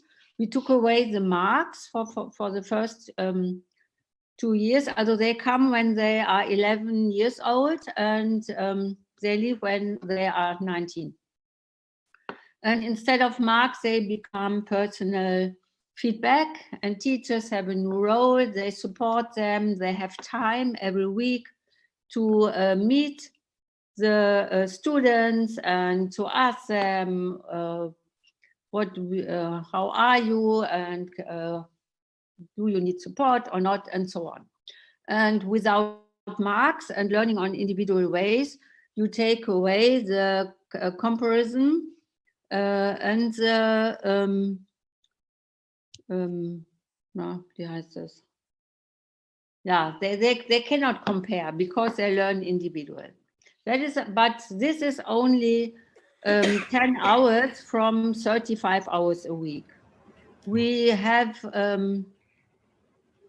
created new subjects, and these subjects are in life. They learn not in school, but in the real world. And that are 3 subjects. One is a project day, 1 day a week. They learn on their own questions on the sustainable development goals in teams, and they get knowledge and they bring solutions in the school or in the communities. The second one is responsibility. It's a subject at our school and many other schools in Germany now. That means we give them time every week so they can engage in a social or ecological project in the community, and so they learn with their heart and they learn that they are important. Jamila will tell you what she learned. Yes, thank you. Thank you. So and the third one is challenge. 3 weeks out of home, free from parents, free from teachers, over life with €5 a week, and they learn so much. Jamila, I give to you the word. Yes, welcome, Jamila. Thank you for having me. Thank you so much. It was so interesting listening to you and what is happening in other cultures, especially since we seem to have the same problems and difficulties in education.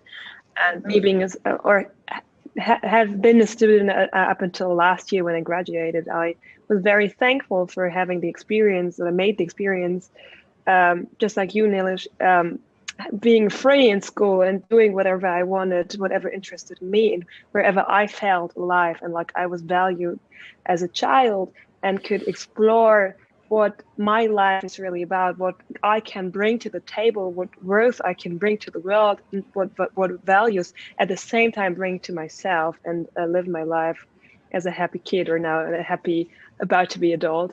So experiencing, for instance, that I had responsibility for my life as well as for my own learning, as well as for other people, that I had the strength to bring value to the world was very nice doing this responsibility project, and the projects where I had the ability to learn by myself, for myself, knowing I'm not learning for grades, I'm not learning for my parents, not learning for the teachers, but actually learning from my life, because I want to know something, I want to have that knowledge, but I also gather my own life experience and my own wisdom that only I can, give to the world as a human being and as an individual. Was very important to me to realize that my own worth as a human being. And I think when the question came up, like, what is the purpose of education? In truth, for me, it was really offering young people or kids a space that they can explore their own lives, their own values, and realize that they're actually conscious creators. The topic of consciousness, of, wow, I can actually create my own life, and therefore I can be part of the creation in the whole world. And it is possible for me to change something, and my life matters. Therefore, I don't even have the thoughts of killing myself, because I know that I'm just worth so much. And I know that in Germany too, there are suicides because of pressure, because they think that they are just not good enough to live, or they failed. And this feeling of failing is very important, because in school, people measure you with, yes, you're right, or no, you're not right, you're wrong. And this being wrong, feeling that I am wrong in my life, can really trigger something, feeling worthless. And it's so important for kids to feel worthiness and to feel that they're taken seriously, and that they can actually do something and own up their own life and also enjoy their life. Kids have to play, they have to enjoy learning, and otherwise it's just really, it's not even entertainment, it's really boredom. And that's just a waste of time, and it doesn't really add up the value to the hours that we spend in school or in educational institutions. Okay, so how do you bring this? I understand you are trying to bring some conscious educations. I just saw your few things there where you are giving more emphasis of the happiness of the kids, blissfulness of the kids. That's what you're giving more emphasis. That's great. Not comparing. These all good values. But how do you have a tools, or you have a certain kind of a curriculum? What are the things you have, and how do you accommodate this in the whole ecosystem of your country's education system? How do you do that?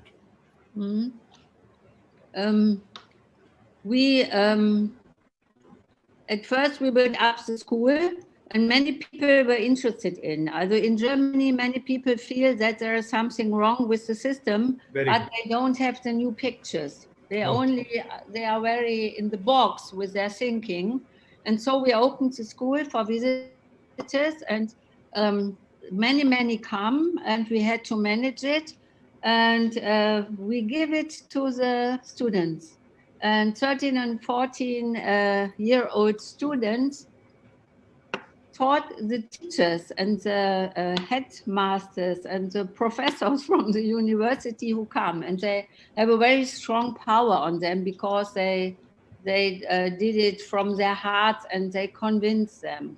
And then we go out. We were invited at many conferences, and we do it active. We had a bus, and we went to whole Germany with this bus with 8 children, with a very famous professor for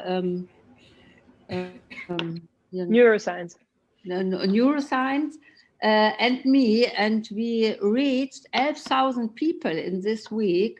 And then we founded this initiative, School and Transformation, and we help schools in transforming. And what is helping us now very much is that the UNESCO, focusing on the global goal number 4, say there is a new sense in learning. We have to switch, we need a paradigm shift. The sense of learning is now learning to change the world, and that is what we are doing. And so we are we are designed from the UNESCO as a change maker, and we can go to the ministries. And now it's actually a really great movement now. Fantastic. Great. And with the internet and with Instagram and all these things, and with digital teaching, we reach many others, and it is changing. So this is the new phenomena. When we are talking about the possibility, this is a buzzword in the current education system, neuroscience, and nice to know government is very much supporting it, and you are in a good supporting ecosystem where you could be able to meet a lot of universities, schools, and trying to bring these changes. All the best for it. And same thing, even in India, slow and steadily, this neuroscience is getting, catching up, I can say. Our new education policies, I won't say it's a great breakthrough, but at least some talk about, some discussions about things are happening. Like what is the best way this neuroscience can contribute to the educations, from the mugging up, we call it as in Hindi very colloquially radar things, just mugging up things and just going for a mark and comparisons, how the brain starts working and how it can be beautifully used to bring out some changes for the best outcomes in the education. That is a talk going on. In this direction, I would invite Steffi Ma to share something. As a part of Hinduismpedia, we are doing a lot of research. I'm just trying to tell our viewers that Hinduismpedia is It's an authenticate Hindu resource. In this one of vertical we are doing research is Hindu education. A part of the Hindu education, we are continuously doing research on neuroscience, and Stefima is doing that. So I would like to invite her to just share it quickly. If you can just share the conclusion of it. NTV, can you place the presentation of neuroscience? This is the third presentation.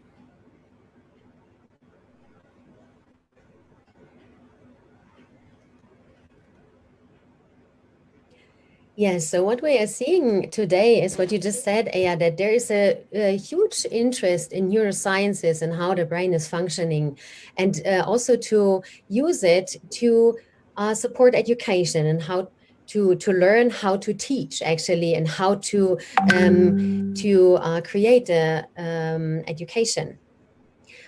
So many things can be investigated. For example, the memory, the stress, the how music is functioning on the brain and everything. There are many aspects that can be investigated, and teachers can be taught how to teach.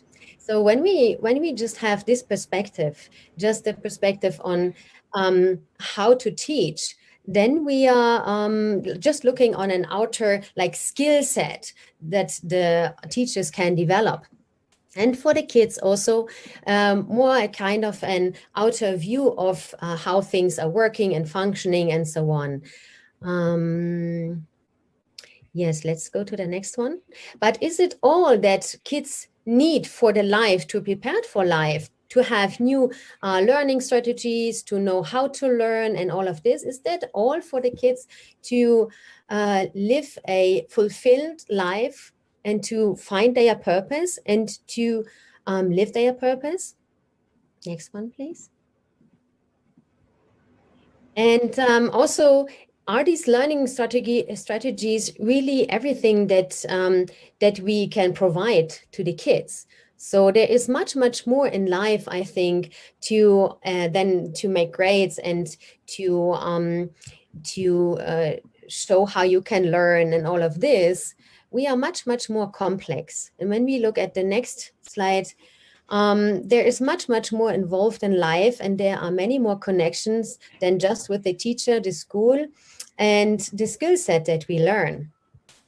So to find out how we can live life, we need much more, and also to find our purpose, and also to live our life from the inside and not just from the outside, from the skill set that we are receiving. Got it. Yes. Yes, Ma. Thank you. Is there anything to add, Stefima? Anything you want to conclude? Yes, the conclusion would be that we should come back to a connection, to a wider perspective, to the connection of our inner core to the divine, and to find this inner space again. And there is a huge inner science for that. And the Vedic scriptures are delivering all of it. All of it, yes. So the key is yes. So Amlama, you have anything to add quickly?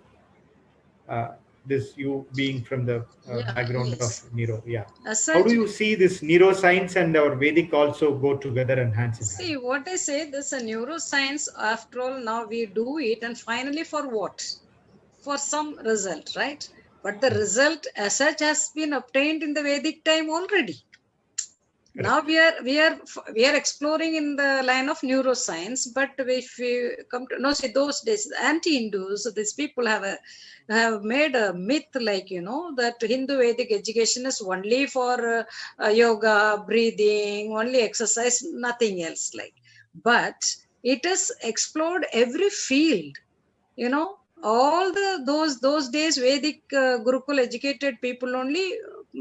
Aryabhatta, Bhaskaracharya, they all have evolved and have contributed to the world. That is from Gurukul education. See the temples built those days, what an engineering it was. Astroscience, you see, every field Vedic science has done very elaborately in a very natural way, which is missing now. That's what I say. So we have to make a curriculum according to the nature of the human being. See, 2 to 5 years. Actually, after coming from Gurukul, my stay, I started with a few kids. Point not one of Gurukul thing. Like I started with Sanskrit slok.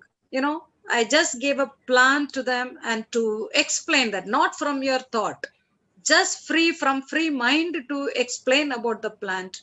So I could see some changes in the child, the interest for the child to learn. So my sincere appeal is, go into the Hindu Vedic system, explore, prepare a curriculum.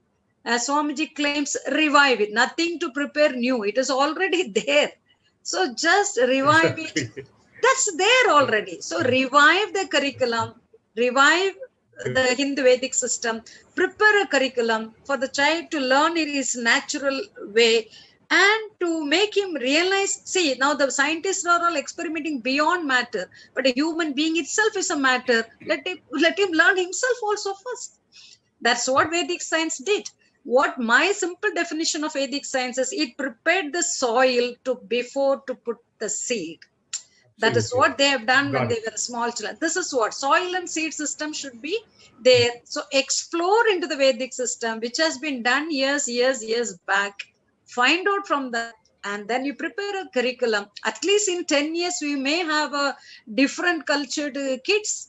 Okay, what is past is past. At least now, from now onwards, we are entering into it. Then after 10 years, we can find a new generation, new change due to this education. This is what my simple longingness and my appeal to the society. Super. Thank you, Ma. Thank you so much. That's exactly Swamiji is trying to do. Well, now I invite Durga Ma Muktananda to just explain something on what you all trying to do.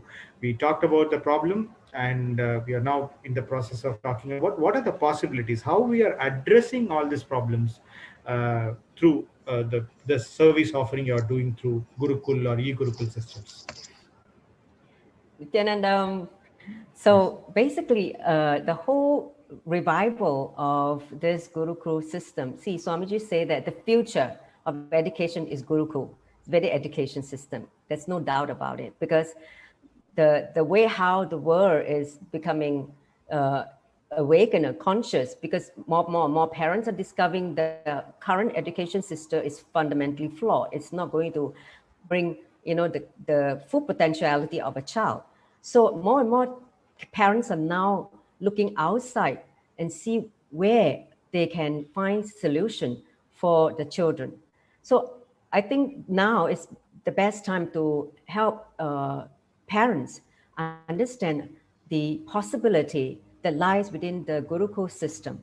See, the Gurukul system, which has been, destroyed in India, by a lot of anti-Hindu forces, and now Swamiji has taken the responsibility to revive Gurukul. It's actually going to be a very important conscious shift for the next generation, because the system itself, it's about awakening the consciousness in the being, which means fundamentally the child will be awakened by the time they reach 21. Before, they go into the society and yes, before they contribute in the life, they will be already an enlightened soul, enlightened being, and they will know what is their life purpose. Everything would already be so clearly, visualized or been awakened in them. See, one of the best things that I have also learned while working with the kids and in this system is that, see, well, every one of us come with certain bio-memory, certain basically life purpose, or say prarabdha karma.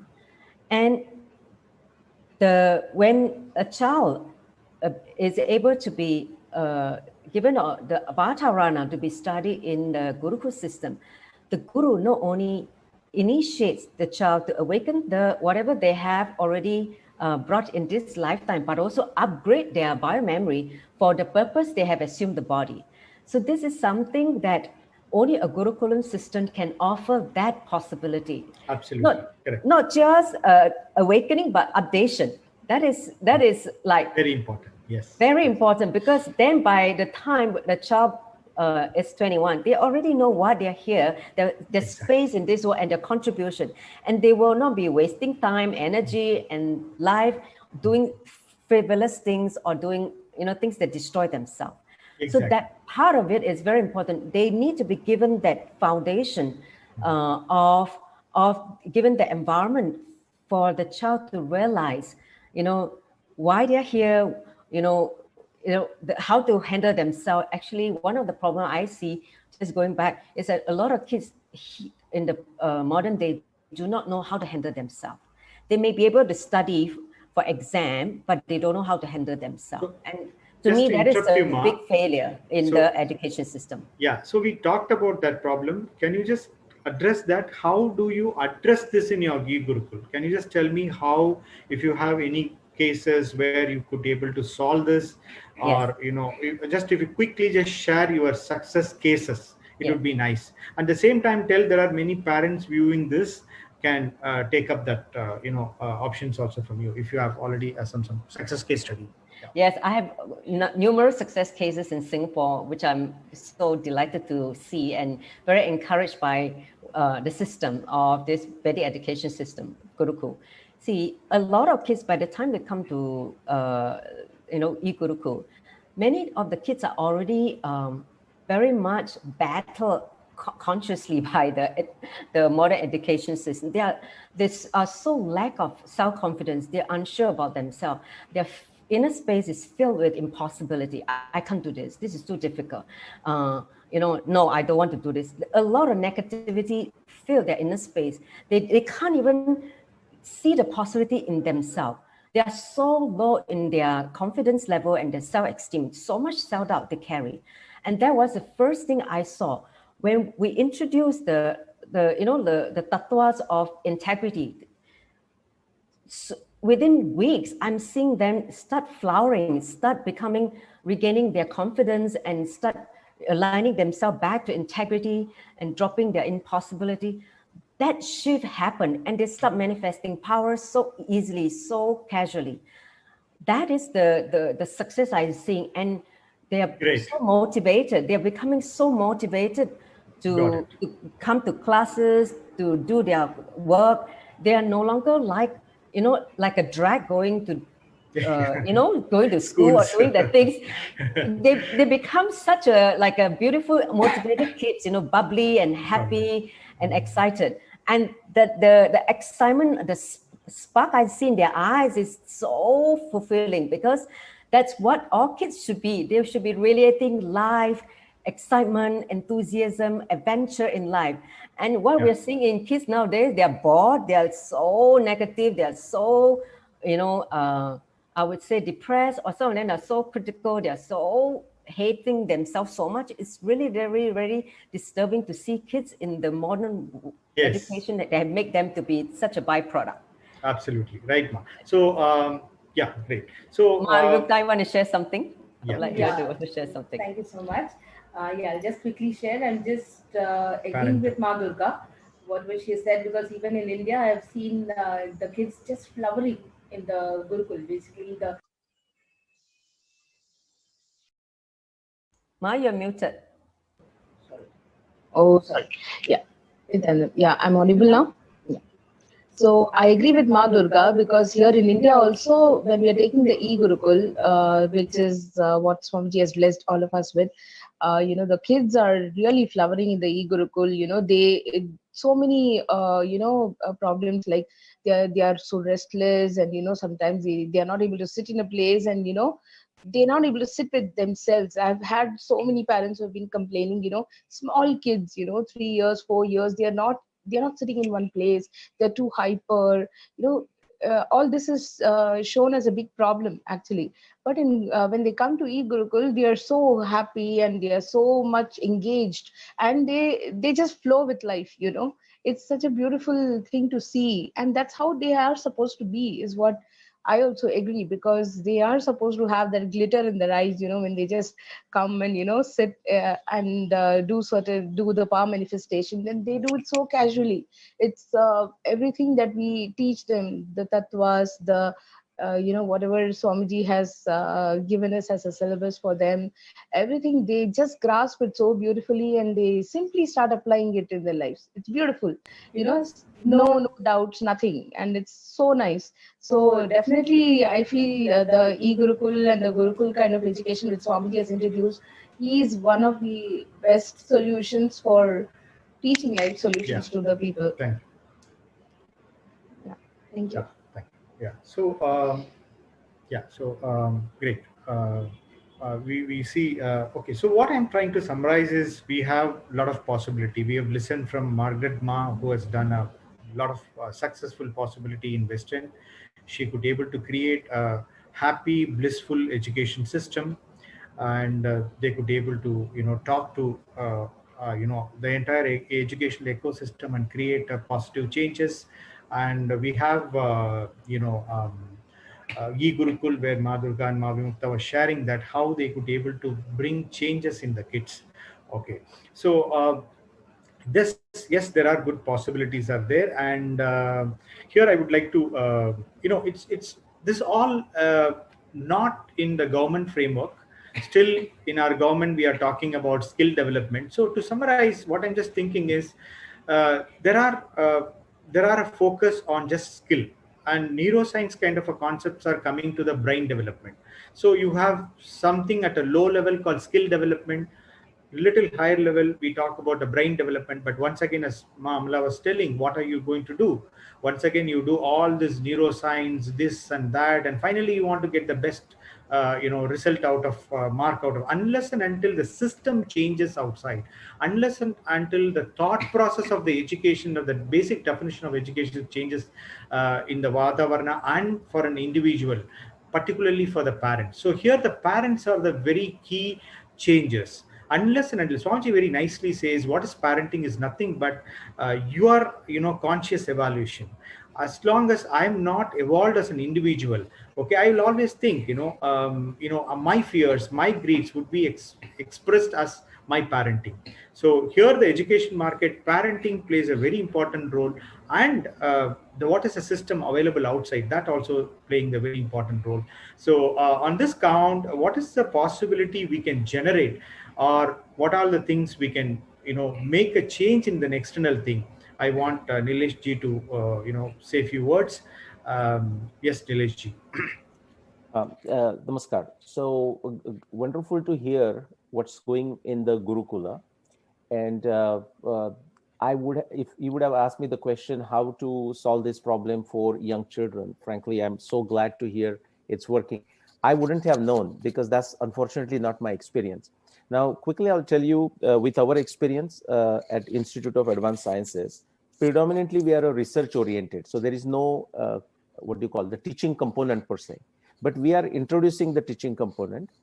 And I'm just, for a lack of name, I'm calling it Pancha Siddhanta, and don't ask me what those 5 Siddhanta are. But one of the point we are trying to emphasize, the way we are designing the courses, these are through online, which is the power of the media, the power of the technology, is that irrespective of the number, we want to give a experience of 1:1, like a student to teacher ratio of a 1:1. That doesn't mean in reality there are 1,000 students and 1,000 teachers. It could be even a 1 teacher, but the way we make use of technology is to do that.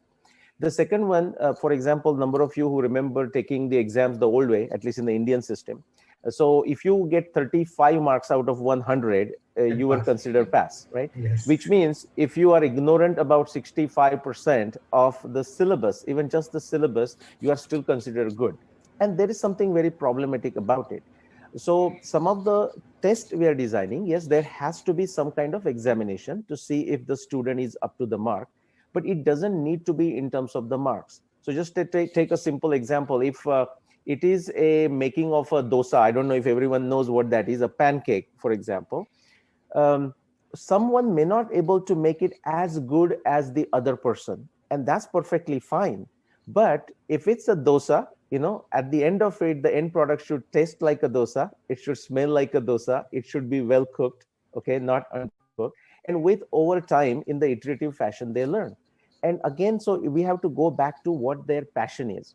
Quickly, I will say something in the defense of the memory. Like, you mentioned the word ratta, and that's how we used to hate it. But again, the reason we hated is because we were wondering why I have to remember this. On the other hand, if you match with the person's passion, what that person wants to learn or excel in, and then the memory is not a problem. Exactly. Then, like children, like my daughter, if she has to remember the songs, she remembers thousands of songs. But the capitals of all the countries in the world, then she struggles. Okay. So I think, I mean, if you have to match that, and I think that's what we are doing this is about 21, by the way. So Ma Durga Nandaji, what you are doing is great, because we need those students ready. And frankly, I find it extremely frustrating dealing with the PhDs and double PhDs and whatnot. They have these degrees. And when I ask them, why did you do this PhD in that subject? They cannot even answer that simple question. So that we have a long way to go, but it's all exciting. Yeah, it's not only the PhD, even, coming back to our school systems and syllabus, we are doing little research on how is particularly the Indian education system, whether we found a simple pattern. They have done nothing different between what they were before pre-independence. They're just following committee after committee, everything was following, to the extent after 60, 70, it got spoiled also. I really don't understand why I have to learn Ashoka has to plant a tree from 6th standard, 7th standard, 8th standard. So I thought in India, the tree is there only because of Ashoka, or sorry, Akbar, or whatever it is. I was wondering what the hell. No, I never know. Now, once I just come back out of the system and I just look back and say, what the hell, I was reading it. I mean, I'm not just expecting them to talk about Mughal invasion or something like that, but not even the basic thought current, basic thought process has not gone into it. So my question to you, Nilesh, is, can you just quickly, and it may be a little out of our topic, just quickly tell what is your book is about, this Ramayana and Mahabharata. You made it beautifully. You try to prove on a scientific way. It's not mythology, and you just proved that it's a science from many theories, from oceanography, migration theory, and from astronomy. You used a fantastic tools and try to prove it. Just give a quick glimpse of it so that our audience can come to know what drives you and what is the subject is about. I know the subject we have to talk in a separate panel itself, but it can be a small glimpse or an introduction. Please. Right. No, very good. And I'll do that in the context of the education that we are discussing. I discuss this as a three-way, three different aspects, three axes, if you want to call it. Shraddha is the reverence, the conviction, you can call the trust. Okay. And then the buddhi, or you can call it samshay. Now, samshay is not a bad word. The doubt, is not a bad word. And the third one is a jidnyasa, which is, in a simple way, we interpret as or translate as a curiosity. But it's not an ordinary curiosity. Most of the people simply say, hey, tell me what you did. And I'm saying, why don't you find out what I did? Okay, which is to say a pregnant curiosity, which is you have a specific purpose. And so briefly, what started with me with these three is I was wondering why when the matter in the text, say Mahabharata, Ramayana, is so elaborately discussed, why people doubt it. So then I started my researching it, my own, more so understanding it. And then I realized that there are enough things that can be objectively tested, which is to say, if I see something that you will able to see the same way, what is being stated in the text, like say Purana, Mahabharata, or when you talk about your experiences in the meditation, maybe I will not able to show it, but I can describe it, and the other person can go do the meditation and experience the same thing. But in this case, we can do that on a visual way. And what I able to do, this took me one particular shloka, one particular verse of Mahabharata took me, actually I naively thought, I was in Canada and I thought one weekend and I'm going to solve that problem. Amalaji talked about the astronomy, astrophysics, Varamir, you know what Varamir says? He says, unless you understand astronomy, there is no liberation.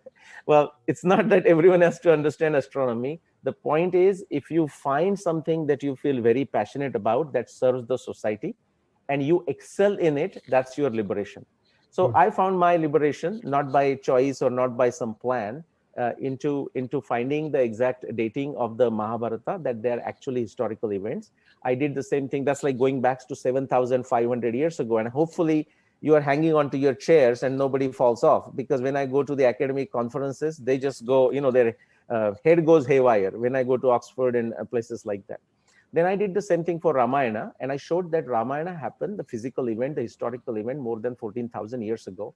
And our Vedas, Rigveda especially, is definitely much older than 22,000 years or 24,000 years. That is, in summary, of my research of 30 years. Oh, that's great. So I wish that this becomes a syllabus. When we are doing little research, we were finding that before when we have a Gurukul syllabus, Ramayana and Mahabharatam is a part of primary studies. Means the kid before age of 11, 12, everyone knows Ramayana, and Sanskrit is by default, it was a language every Indian was learning it. Now, of course, now there is no, it's completely being a secular syllabus, it's completely out of it, and only from an external environment the kid has to learn. And we have been very clearly proved, after long year, it's a mythology. So maybe your studies get into our education system, and we started looking this as a not as a mythology, it's really our history. Yes. That is a change has to happen. Nilesh, do you foresee anything will happen in our new education policy? So any possibility that, have you tried anything on that front, so that I get out of this Akbar and other things, and so read Indian kids at least start reading this? Any possibilities are there? Are you working on that front? Yeah, well, you ask a timely question. I say timely because if you would have asked me this question 3 days ago, I didn't have a good answer. Okay, just yesterday, and I don't want to disclose too many things, but someone from the Ministry of Education, if you can believe that, contacted me, the government of India. God, that's a good thing. Okay, and I don't want to disclose too many things, but some things are happening, which surprised me, frankly. And this has nothing to do with the political will. The political will is also there. But once it starts percolating down to actually the execution, that's where it gets lost. And I feel this time, there can be many false starts. I think that something is happening. Okay, so we have to be very cautious, not over optimistic. It may take some time, but yes, things are happening, things are changing. And guess what? It's not going to come from the government. Again, what is that? Ma Nitya Premanandaji, talked about voting and whatever that internal system is. Every citizen, and I'm talking of the world, but for given a specific country, when they actively participate, okay, there is a pressure in the politics. If the politicians know that for a vote they need to do the right things, then they will start taking steps in the right direction. So yes, just to answer your question, I'm very optimistic. Something very interesting, some very exciting things are happening. But again, realize that this is a deracination of at least 70 years since 1947. Absolutely. So it will take time. But it's a very optimistic and very positive picture. Yes, absolutely. It's a very good, confident message. That's why from Kailasa, we emphasize and we request all the viewers to vote it. This is a thing they understand. This is a language people understand. Even it's a political machine or economic system or any ecosystem understand these numbers. So as a 2 billion Hindus, if you just raise our voice, okay, very non-violently and very affirmatively, very confidently, we are just giving the message to the world that, okay, we want to be a vegetarianism in this way, and we don't want it to have any religious conversions to happen. You can differ, like, you can just say, yes, it should not be imposed, it has to be imposed, no, it has to be an option. So as always, Hinduism purely respects democracy. Please do vote. Prematma Swami, you wanted to reiterate that URL, please, you can just say that. Take a minute to do it, please. Yes, definitely. Yeah, thank you. Yes, our voices matter. It is important. Again and again, the only thing that I'm going to say is we are in the situation, eating the Macaulay education because we did not voice our, make our voices heard. It is time now that Swamiji has given this opportunity for us to make our choices. So let us not wait. Please cast your vote at kailasa.org/Hindu votes. Actually, I was just listening to this whole discussion and also what we were discussing earlier, like when I grew up, growing in schools, like filled with Christian missionaries around, not many options to go to Hindu education, to choose Hindu education. I was forced to, dress up as a Christian, basically, like not having the freedom to wear a Hindu mark, a bindi, or to wear vibhuti to school, or to Yes. wear flowers to school. All of this was pretty much, did not have that choice, that freedom. And because of the the education system, not many was available, the Hindu education system was not available prevalently, and we were forced pretty much to in a way to live a Christian lifestyle growing up. And this is one way of, as we are discussing since last week's about conversion, how this education system is imposed on us. Basically, the value that the Hindu education system has, that has been totally demolished and eradicated pretty much, and we were forced to study the Western way of education system. And here we are. It is so beautiful to hear all the panelists sharing their experiences and how we are bringing it, and how Swamiji is reviving this education system, the Gurukul education system. So a bright future awaits all of us. But the only thing that we need to do is, as our responsibility, make your voices heard. And we have a platform for that, the only Hindu nation, the greatest Hindu nation on planet Earth, Kailasa. So please visit our website, kailasa.org, and cast your vote in with respect to the religious conversion that we have been discussing since last week. And today, a very important discussion on Hindu education system and its role. So thank you, Aya. I'm just going to remind everyone, please visit our website, kailasa.org/Hindu votes, and cast your vote and make our voices heard. Hindu voices do matter. Thank you. Yeah. Thank you. Absolutely. Okay. So that's all. So we had a very nice discussion on our purpose, what are the problems we face, and what is the possibilities. And we heard, there are some good possible successful case studies are there. And I'm just taking this discussion to the next thing, rather the last part of our panel discussions. Well, so how from now, we discussed enough. If I just ask you, ask Kamalama, ask Nileshaya, ask Sandhyaya, that what would you do differently? Assume that there's all the obstacles we didn't have, or it was not existing at all. What would we do different? That's one question. The other dimension of the question is what we can do right now, immediately, so that we can make the education, the ideal education, what we are looking for to happen. So that is the question I'm putting before the panelist. Yes, Amalama, you can start. See, as I have said, very clear it is for me as an educationist, for being for so many years, is very clear to me with Hindu Vedic education is the ultimate solution. Nothing else. You belong to any religion, anti-Hindu or Hindu, whatever it is, that is the only solution, existing solution. So we have to explore on that, prepare a curriculum. Now as such, if you ask me, coming into Swamiji's philosophy, listening to him, and with Gurukul education, I am trying with my small group to prepare a curriculum based on that from age 2 to 7 first. Okay. From age 2 to 7. Even alphabets when you teach, see, with the nature to learn, even alphabets I want to put, we are already preparing. For example, when I taught A for Arjun, when I taught, the child was asking, what is the Arjun? Who is the Arjun? So I had to explain. Okay. So what are the takeaways? Okay. This is the way I have started. So this is the way to go, Yeah. So nicely, it is about all educators, please learn the Vedic way of thinking and just see how you can map this to your current education thing, right? That's what you're trying to say. Absolutely great. Yes, Sandhibai, you have any final points to add on? Yes. So I will focus mostly on the parents' role here. So how does a parent participate in this entire transformation? So for the transformations to happen, there has to be some form of realization. So possibility happens, it comes from the realization. A small story of mine that many of you might relate. Before 2014, most of my thinking was centered around spiritual but not religious, right?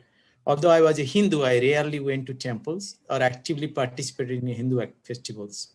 That is who I was. In 2015, from nowhere, I read a book called Being Different by Rajiv Malhotra. That book transformed me to the point that immediately after finishing reading the book, I signed up both my children in my mission. Then I signed up for a transcendental meditation program with Mahasannidhanam Institute. Then I became a small-time Hindu activist.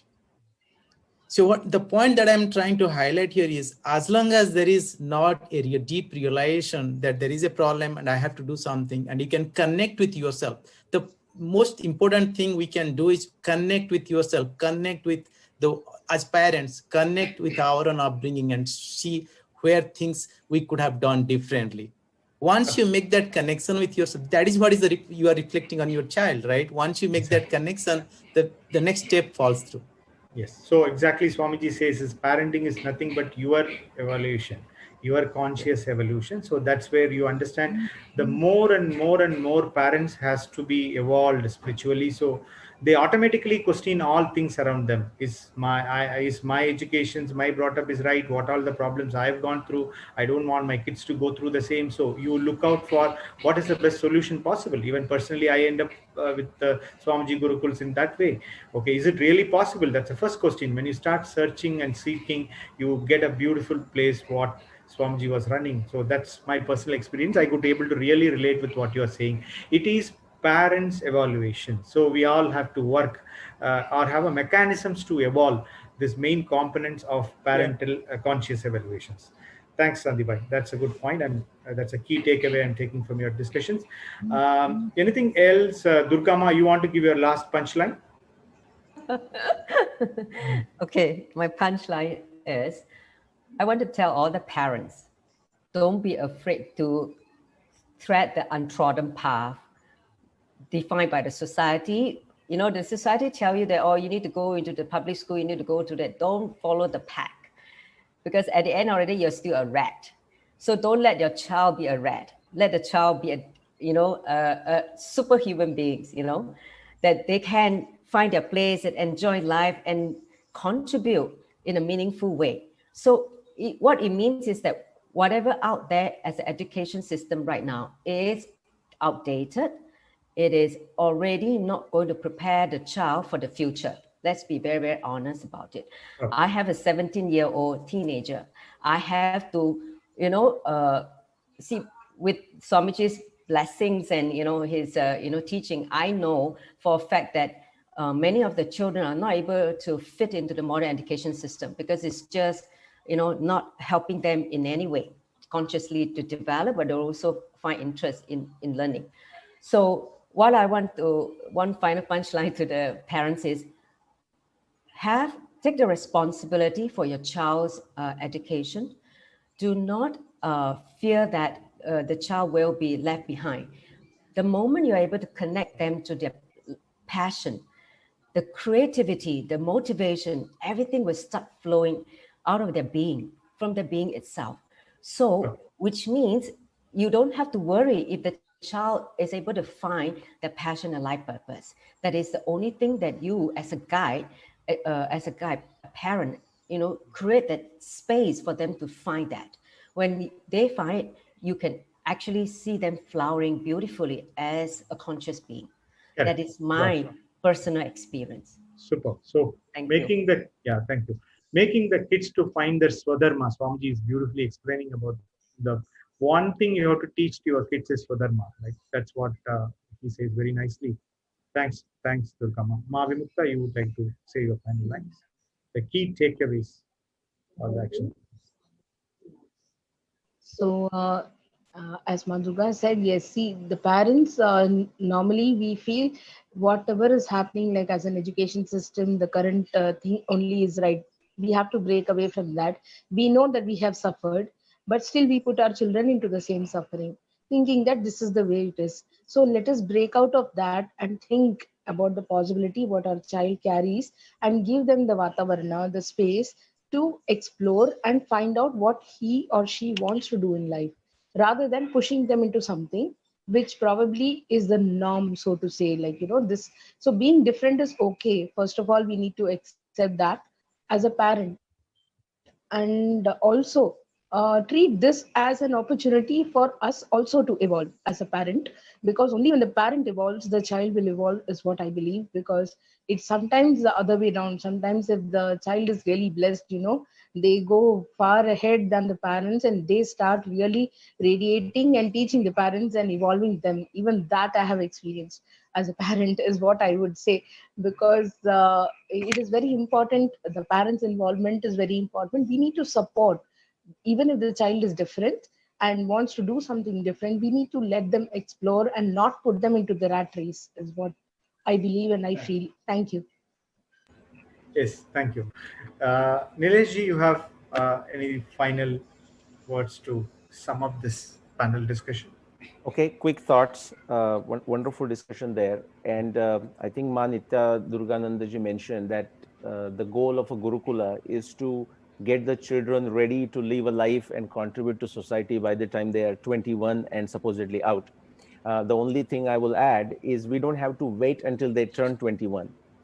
In fact, when they are learning, in fact, in a school, any school, the whole claim that they are studying and learning for 8 hours or 6 hours is a myth.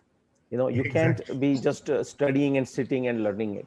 So, for example, I'll take Gandhiji. Gandhiji's Nai Talim. Many people may know the word. Nai Talim is a new education. Essentially, he was trying to revive the Gurukula system. Yeah.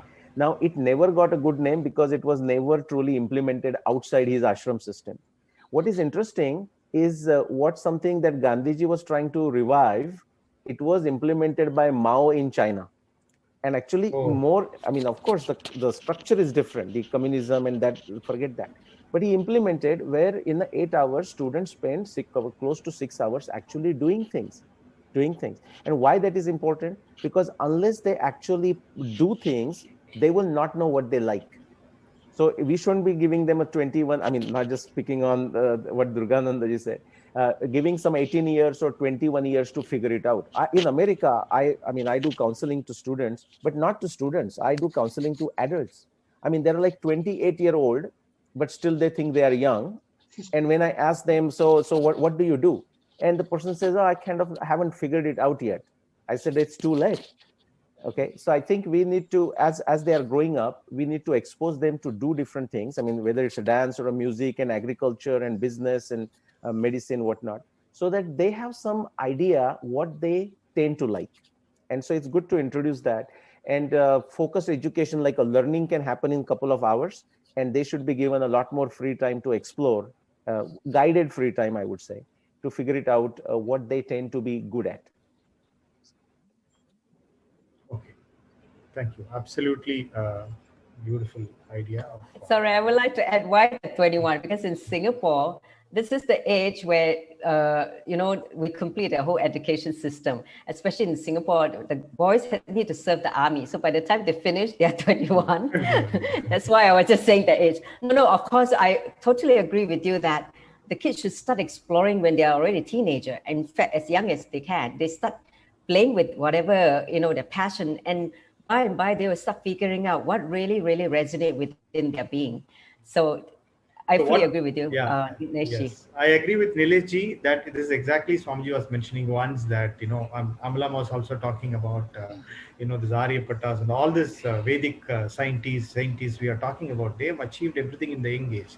So even he used to say that, before at the age of 18, 21, they have to complete the PhD based on what is the Sudharma.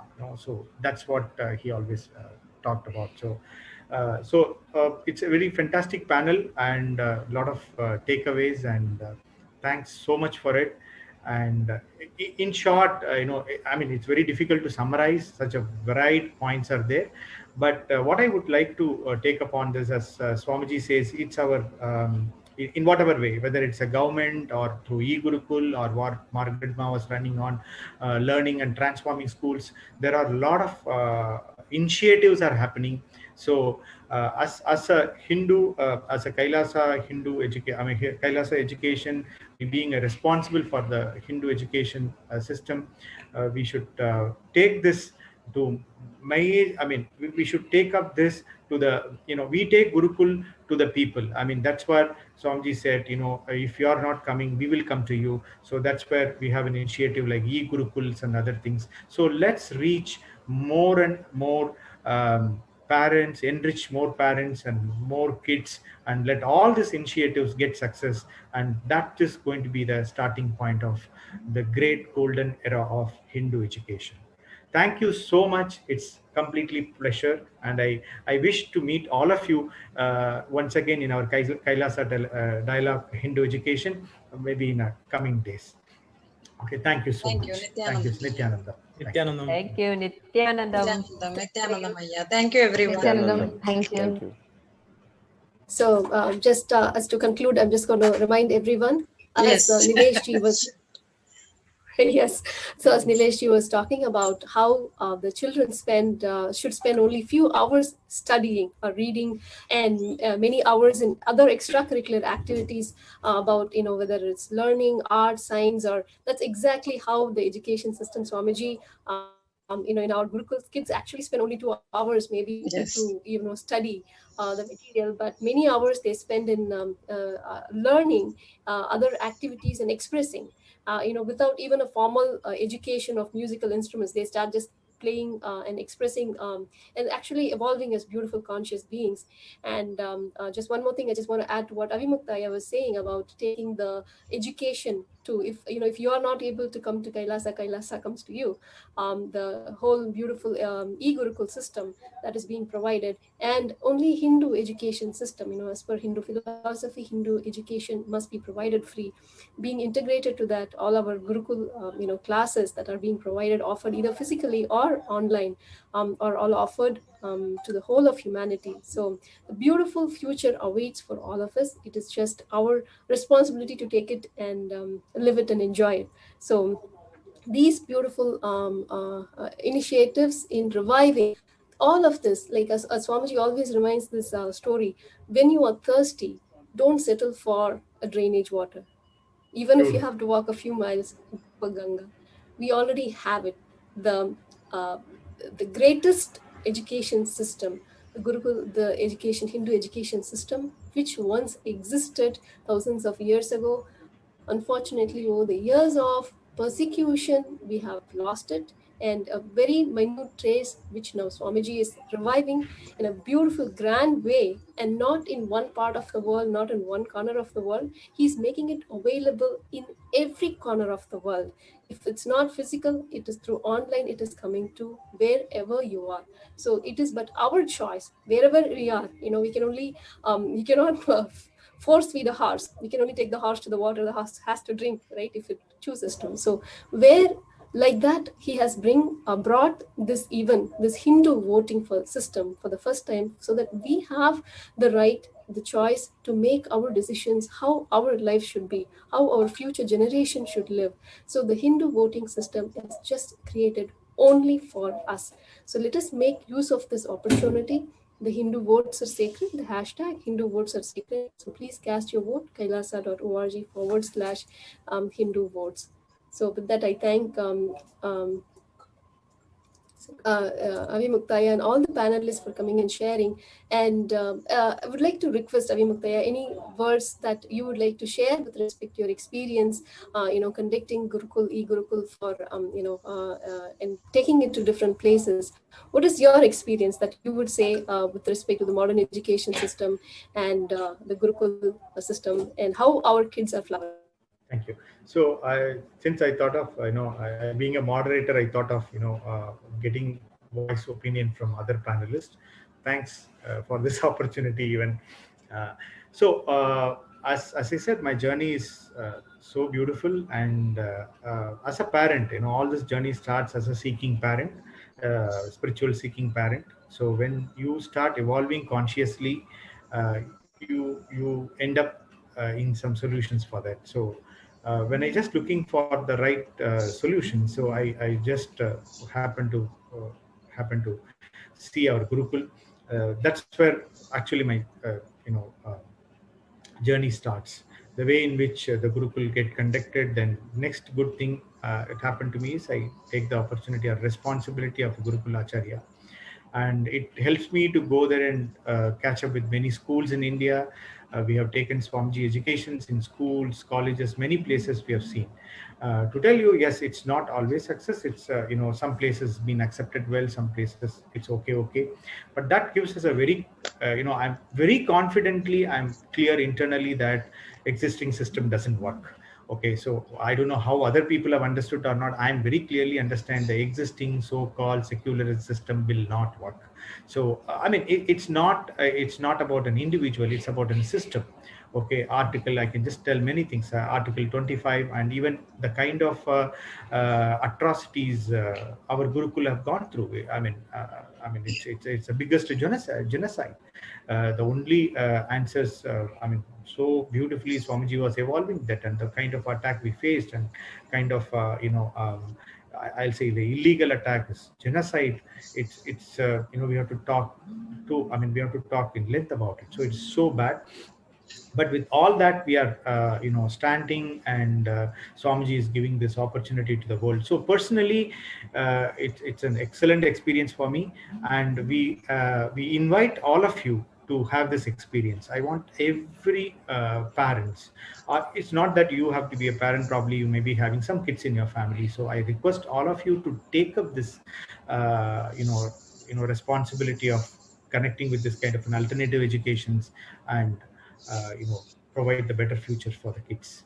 That's my experience. Thanks so much, Prima. Yes, thank you, Aya. So yes, the education system that it's a huge topic, and we can actually go on sharing about the benefits of it. And as each one of the parents here have shared, especially from the Gurukul, we can see how the children growing with such confidence. Many of us, even to go speak in a panel or speaking in a public would be some we have to it's something that is unimaginable for us to speak in a panel. Immediately, or will I be able to speak? Will my fear come? Am I good at language? Am I all these kind of unnecessary self-doubts that we get? Definitely when in our Gurukul kids we can see that is definitely not there.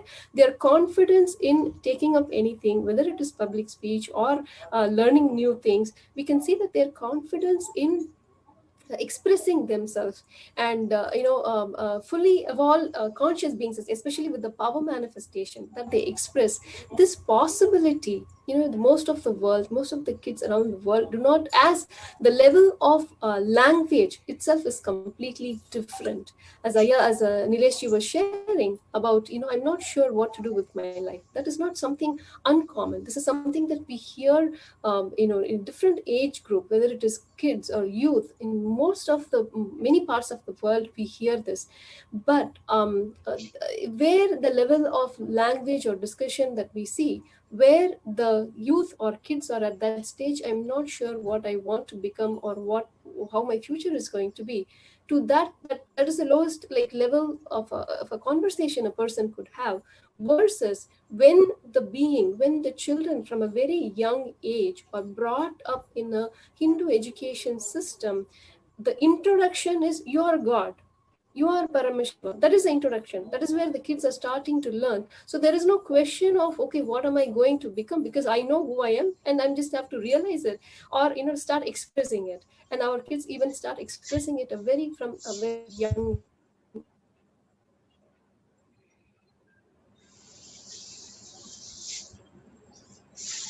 Yes. Any audio problems?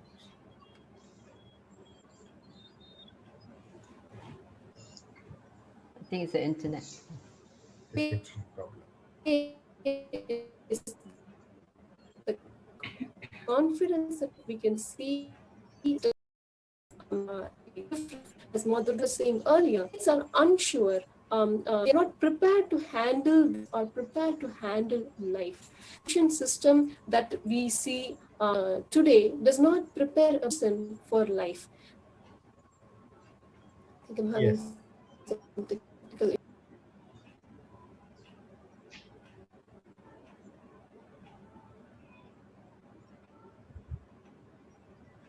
I think we lost her, right?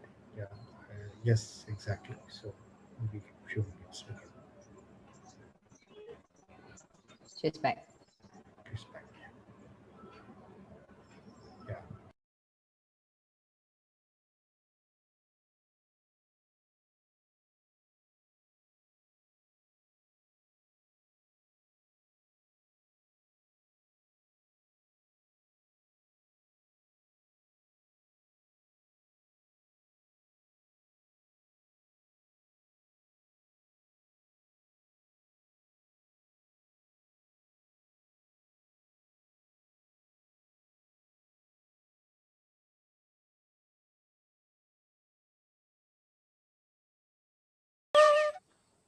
My Gurukul is 100% free.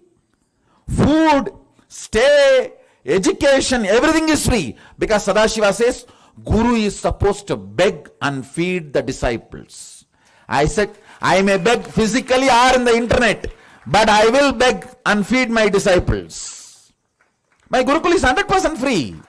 Not only I am teaching them English, maths, science, I am teaching them true history. I am teaching them the real powers and possibilities they can manifest. I am teaching them life. Only thing, I am not doing the stupid things which you guys have designed for a generalized way. Understand? All generalization creates more blind spots. When there is a Google Earth available, Google Map is available, why will I make them memorize the capitals of all the countries and states? Macaulay's time it was not there, so you have to memorize. Capital of India is Delhi and capital of Tamil Nadu is Chennai. You have to memorize. Now there is a Google Earth and Google Map. Just Google it, that's all. They need to be taught Googling. I am only removing all those stupid blind spots become part of the education because of the generalization. Understand? All generalization is faulty generalization. All generalization is faulty generalization. Jealousy, comparison is the byproduct of the faulty generalization. It is utter stupidity to give marks to human beings. Utter stupidity to give marks to human beings. It is like I saw memes in the Facebook. There is a fish in a pot, and there is a monkey, there is an elephant, there is a zebra, there is a snake, there is a crocodile, there is a tiger. And the educationist says, to have a fair game, we will have the examination. Who claims this tree first? Please start. That is what I call faulty generalization. What will happen to the fish if he comes out of the water to climb the tree? All generalization is faulty generalization. Understand? What I am trying to convey, I will give you the essence. Media wants me to do the charity of what they think as best. I am doing the charity of what is best. If you think food is the best thing happened in your life, you can do just annadan. If you think education is the best thing happened in your life, you share that with the world. That's your charity. If you think clothes are the best things happened to your life and you share the clothes, vastradana, that's your charity. If you think enlightenment and spiritual powers are the best thing happened in your life, you share that with the world. That's all I am doing.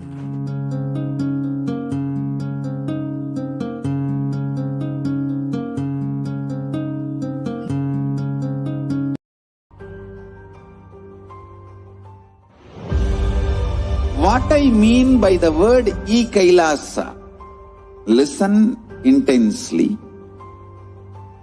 enlightenment ecosystem, literally enlightenment itself, in your own home, wherever you are.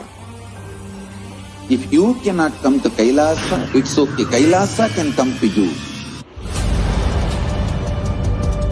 Kailasa coming to you is e-Kailasa.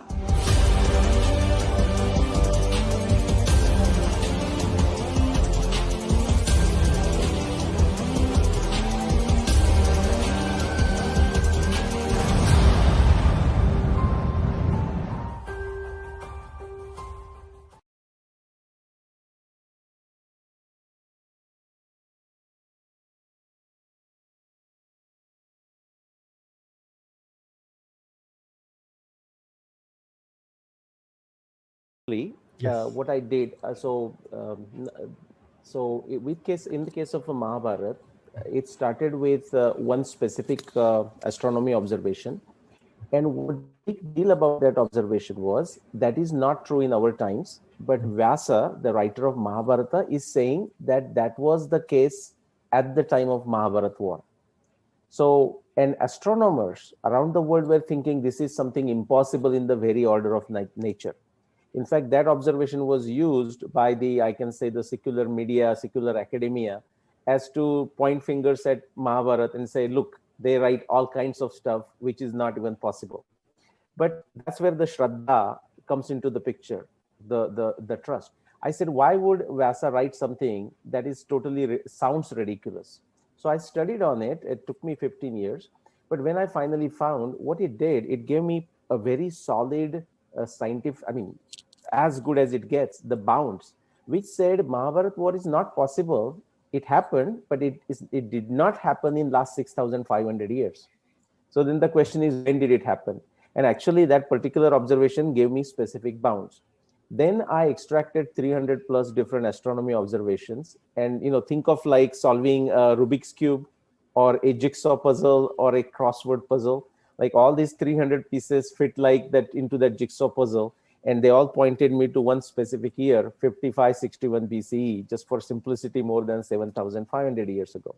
So if I understand right, Nilishji, like from Mahabharata, you picked up some of the, astronomical points, and you just then extrapolated, and you went and mapped it on the time frame. Is that a method you took it? That is a method, which is to say, take one verse, say that goes in Sanskrit like this: Ya chaisha vishruta rajas trailokya sadhu sammata arundhati taya pesha vasishta prushtata kruta. The star Arundhati has gone ahead of star Vasishta. In the modern astronomy, they are Alcor and Mizar. So this is like Shabda Praman, coming from, Swamiji talks about the Atma Praman, right? Atma Pratyaya. This is a Shabda Praman. Now, how do we make that into a Pratyaksha Praman? So I did that with the help of modern astronomy, Indian astronomy, for their identification. And actually, it can be done through many ways. You can use astronomy simulations, you can use mathematical calculation. But what I just did for this one, that simply told me the Mahabharata war has to happen here. But still not an exact year. And so then I looked at the additional one, and they all, just like solving the jigsaw puzzle, it takes you to that specific year. And then same thing I did for Ramayana. So Ramayana, I found, actually, to my surprise, 600 plus astronomy observation, and they also fit like a jigsaw puzzle and take you to, for example, 12,209 BCE. Not like some generic period, even a very specific. Let me reiterate: 12,909 BC. Yeah. Oh. So that's for the Ram Ravan Yuddha, the year of Ram Ravana Yuddha. And when I looked at Rigveda, it wasn't so much astronomy, but it was the geology evidence, the evidence of river Saraswati, the hydrology, morphodynamics of rivers. And that definitely tells us is that the parts of Rigveda are definitely more than 24,000 years ago, just on a simple principle, just one evidence, that Rigveda describes the river Saraswati flowing from high mountains, Giribhya a Samudrat, from high mountains all the way to the ocean. And now we have, I would say, 200 plus scientific publications around the world okay, in last Correct. 35 years. On a And geology they scale. tell us that this river was flowing some 200,000 years, from 200,000 years to say 24,000 years. And after that it was flowing, but it was not the Mahasaraswati anymore. And that just tells us that the Rigveda is definitely more than 24,000 years. Correct. Perfect. Okay. So from all the angle we could able to drive this.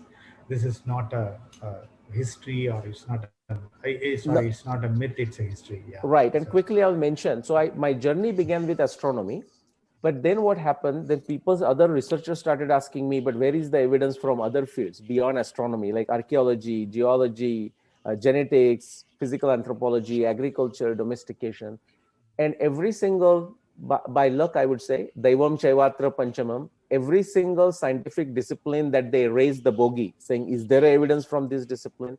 And I would say by luck, I can think of like now 20 different disciplines of science. Yeah, even you used the mouse theory as one of the, mouse migration.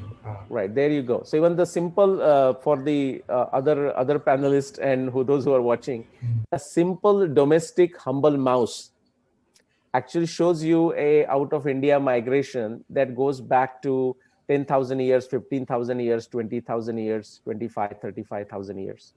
So we as a very, what you call the sapiens, the thinking humans are around for a very long time, very long time.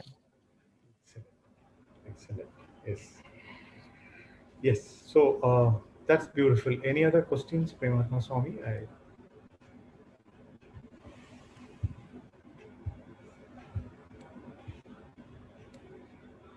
Anyone from the panelists, we can ask Nireshji. Next 5-10 minutes we have. If you have any questions, we can ask Nireshji to answer it. I don't have a question. This is I don't have a question per se, but yes, I have an observation. Thank you. About the Hindu education system, requesting everyone to please take a few moments to cast your votes. The hashtag Hindu votes are sacred. Please visit the website kailasa.org and cast your vote, kailasa.org/Hindu votes, and make your voices heard. Our voices are important. So Hindu voices matter. Please take a moment to cast your vote. And I'm just, I think we will have a quick break for a promo, and we will continue. And thank you all panelists. So if you just take a quick break, and we will. Yes.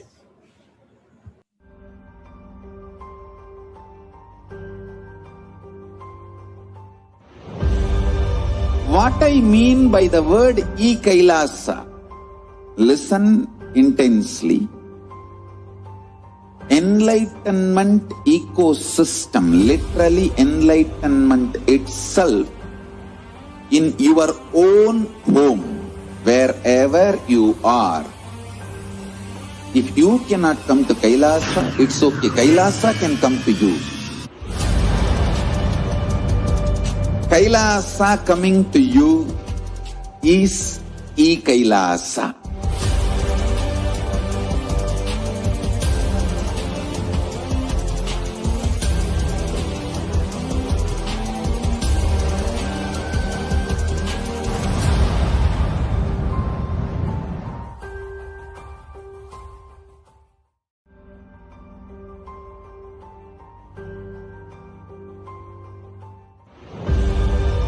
What I mean by the word KAILASA, listen intensely. Enlightenment ecosystem, literally enlightenment itself, in your own home, wherever you are. If you cannot come to Kailasa, it's okay. Kailasa can come to you. Kailasa coming to you is Kailasa.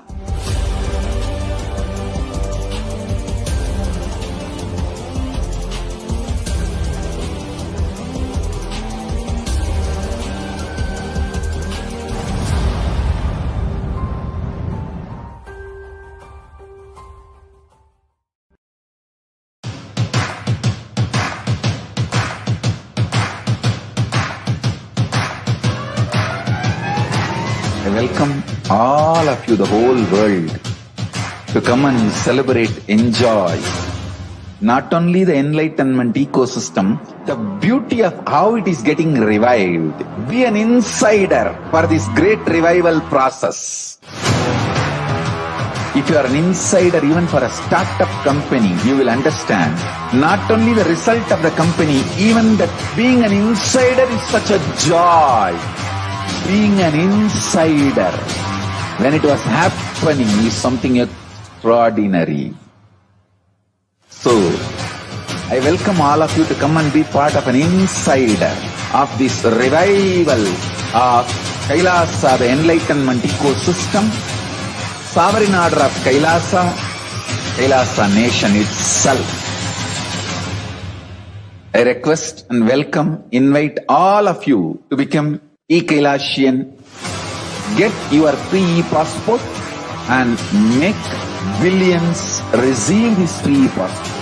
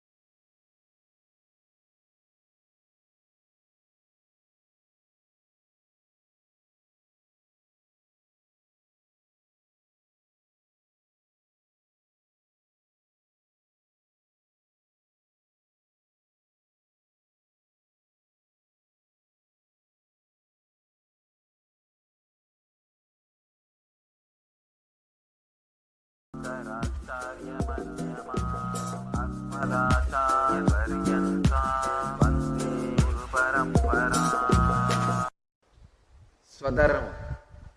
Please understand,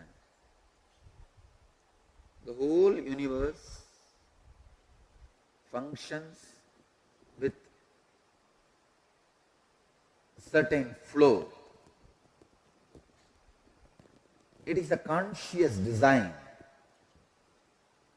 Everything fits with everything properly. There is no chaos. Everything is flowing properly. The whole is flowing the way you are supposed to fit with the whole is Swadharma. Swadharma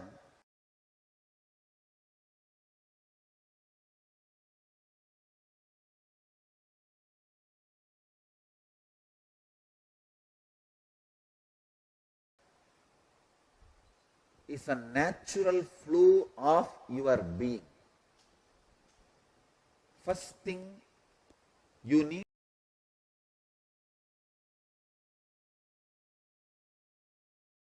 to have tremendous respect for your choices. Every child should be taught to find out his Swadharma. This should be a 1-year course in our Gurukul. A separate subject. Kids should study for 1 full year.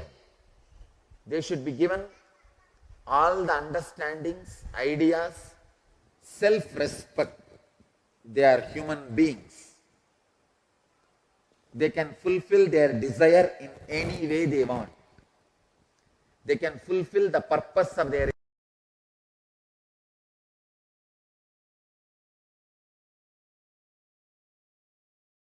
existence in any way they want.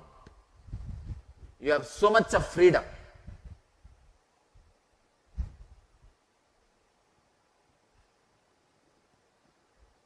Any path you choose,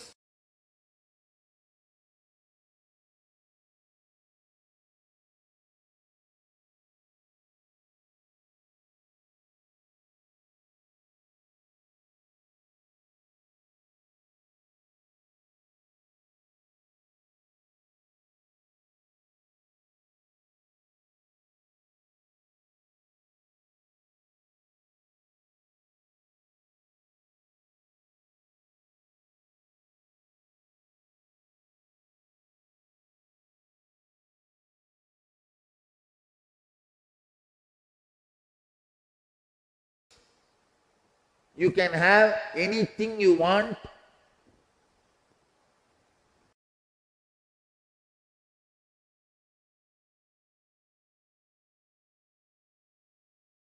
And feeling of not wanting anything, the ultimate fulfillment. This clarity should be given to our kids, of course, grown-up kids also.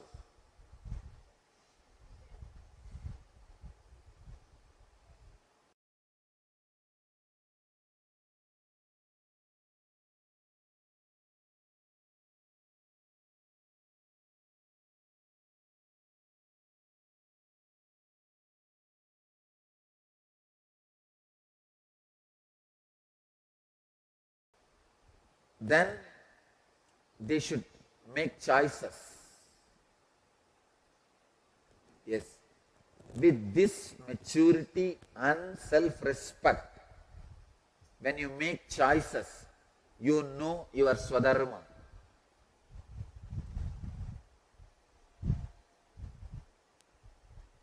All the people who are successful in any field, knowingly or unknowingly, consciously or unconsciously, are in tune with their Swadharma. I tell you, if you are not in tune with your Swadharma, you will not be comfortable. Stress is nothing but not being in tune with your Swadharma. That's all.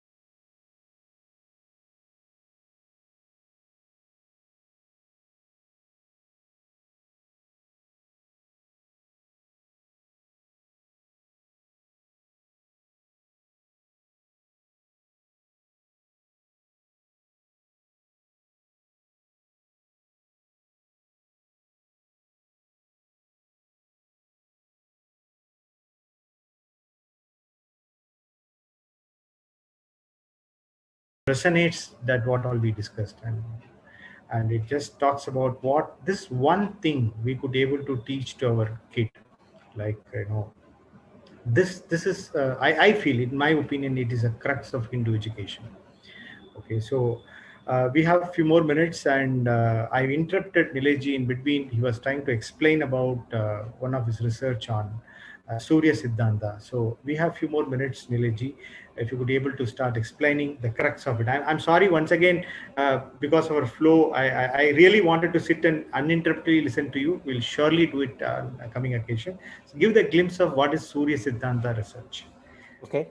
And just to give you a feedback, we are getting a excellent feedback. Whatever the information you are giving, we are from all our social medias, from all our panelists, and for our viewers, they are absolutely enjoying it.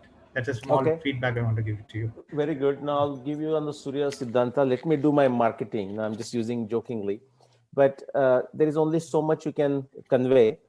Those people who are inside India, there is a publication called Subbu Publications, and when you and me met in Mumbai, you have seen that. But they have published these books. One is, first is, When Did the Mahabharat War Happen? So it's easy to remember. Second one is the historic Rama, and the third one is Bhishma Nirvana. If you are outside India, then all three of them are available through Amazon. And the reason I mention that is you don't have to always go to the books, but eventually, if you want to get too deep into it, you have to. I have also, like, I don't know now what number, 200, 300 plus videos on YouTube, basically on this subject. And at my blog site at WordPress, I have 500 plus blog articles. Okay, so with that, I'll come back to quickly Surya Siddhanta. See, in an Indian civilization or Indian tradition, let's understand why Surya Siddhanta even came into being. Surya Siddhanta is so sophisticated, and so is Aryabhatiya, another astronomy text. So Surya Siddhanta is an astronomy text. It's written in an extremely cryptic format. It's not an introductory test on astronomy. Okay, someone who has possibly spent significant time understanding astronomy, it is a pocket book, like a quick formula, it's a cheat sheet. That's what Surya Siddhanta is. So it's not something, some book that you want to take it as a vacation reading. No, it's not. Okay. But what was the motivation? The motivation, if you look at the Indian civilization, especially before, say, the Islamic invasion, what you see, it was glorious on the all the wealth in terms of, see the GDP. If you have done the studies, these are studies done by World Banks. 51%, 50+% of the GDP, world GDP, was combined through China and India. And what was the secret behind it? The secret, it was in terms of the internal wealth, which is agriculture, mining, and whatnot. And then you have to give it to someone to get the wealth, so that was the commerce. And both for agriculture and for navigation, before the GPS system came into being, let's say, which also uses the satellites and astronomy and whatnot, it was the astronomy that was important for agriculture, successful agriculture, and successful navigation. And that's why the Surya Siddhanta astronomy, and I'll just tell you briefly how ancient it is. But the numbers for astronomy numbers in Surya Siddhanta are so precise. Actually, the modern science, the modern astronomy, has not excelled them in majority of the cases. You can still use a Surya Siddhanta number today for the planetary revolutions and whatnot, even today. I would say modern astronomy excelled it, especially with the Hubble telescopes and the satellite, the precise reading. I would say in the last 100, 200 years, maybe 300 years, with some better telescopes. But until then, Surya Siddhanta was the best. I mean, no other astronomy around the world comes close to that. Now, my specific research, and when I say I better acknowledge my co-conspirators. There are many other researchers. Dr. Anil Narayanan, he's based in Washington, D.C., worked for ISRO, the Indian Space Association, organization. And then one more, Mrs. Rupa Bhati. And there are many others. But these three of us, I will say, our research of last many years, what it has shown is that the updates, you can call those repairs, just like we do the repair to our own house. Okay, after some time, we need to fix little bit something in the kitchen. These repairs that are required, because astronomy also things change over a period of time, these repairs or updates to Surya Siddhanta go as far back as 17,000 years. I'm talking of the repairs and updates, not the initial formation of Surya Siddhanta. Oh. So what have we found? We have found the latest update to Surya Siddhanta. The latest update happened in around 580 CE, like around 1500 years ago. But if we go back, there was another update around 3000 BC, another update about around 5500 BC, which is same time as a Mahabharata or just after Mahabharata. If you go to 7500 BC, there is another update. 12,000 BC is a big, very phenomenal update. That is what we presented at Oxford, couple of years ago. And there is a last update that is so far what we have found goes back to 14,500 BCE. So now the question is, if some text, some manual needed an update 17,000 years ago, the question is how long ago before that it came into being? And honestly, we don't know the answer. But some of the internal evidence of Surya Siddhanta, and this is something we need to validate with many other disciplines of science beyond astronomy, but something that we could validate with the ancient Indian narratives like Upanishad. Not many people would think that such kind of precise things would be in the Upanishad, but in Maitrayani Upanishad, we have some Ishwaku dynasty kings and their mentions of what they are seeing in the astronomy and geology. And that takes us to around 38,000 BC. So Surya Siddhanta has some evidence that takes us to 38,000 BC. And so it could be older than that. It has to be older than that. We just don't know how old. And what I just told you is possibly exploration of, say, 30 shloka, 30 verses out of 500 plus verses that Surya Siddhanta has. Oh, that's good. Yeah. Oh, okay. So once again, a simple layman question, like how all these sciences, how maybe a Western world is looking at this. I'm sure you are presenting this into many forums, and a lot of vada prativadas are happening. I'm just noticing that. So how is the response? Is there any possibilities that this all can be adapted into the Western university, so that we as an Indian, probably whatever comes from there after it's endorsed, we accept it very smoothly, from that direction. I'm asking this. Yeah. Right. And again, this is the cat and a mouse chase, so because the West will also look for India, the Indian textbooks to change, and the West would adopt it right away, in a way. I would say the problem is not with the West, as much as if you take the colonial oppression, the colonial aspects of it, they were motivated by politics and greed and whatnot. The West understands it very, very fast. It is us, the Indians, I would tell you, who are so much sometimes stuck in the dogma. It's amazing. Like when the evidence is right in our face, telling us that this is what it is. I'll just give you a humorous anecdote if you all enjoy it. At one conference, I presented not even Surya Siddhanta. I was presenting simply from what is there in Mahabharata and Ramayana. For example, the pole star of Ramayana is very explicitly given. And that itself, that one verse in the Ramayana, Brahma Rashir Vishuddhasya Shuddhasya Paramarshaya Archishmanta Prakashante Dhruvam Sarve Pradakshinam. That one verse takes us to 12,000 BC. It tells us that Mahabharata cannot be any time after, Ramayana cannot be any time after 10,000 BC. Okay, so I mean it's so clear. But what happens is the Indian, I mean, one I was presenting at one.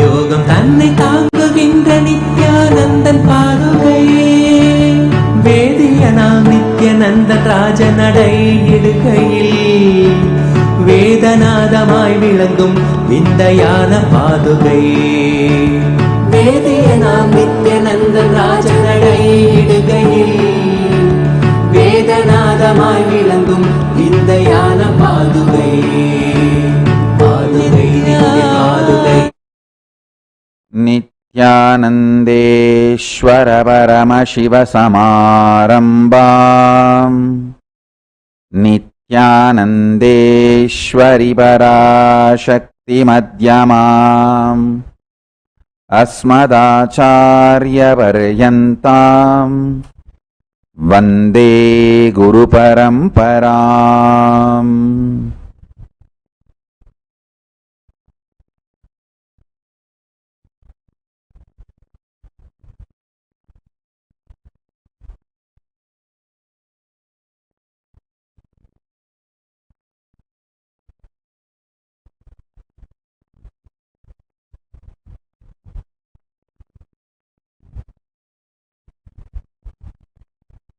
I welcome you all with my love and respect.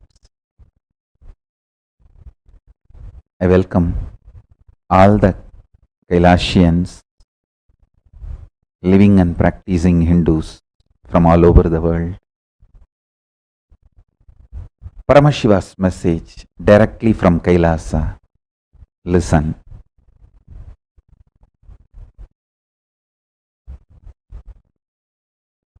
See every being as my own manifestation, Paramashiva's direct manifestation.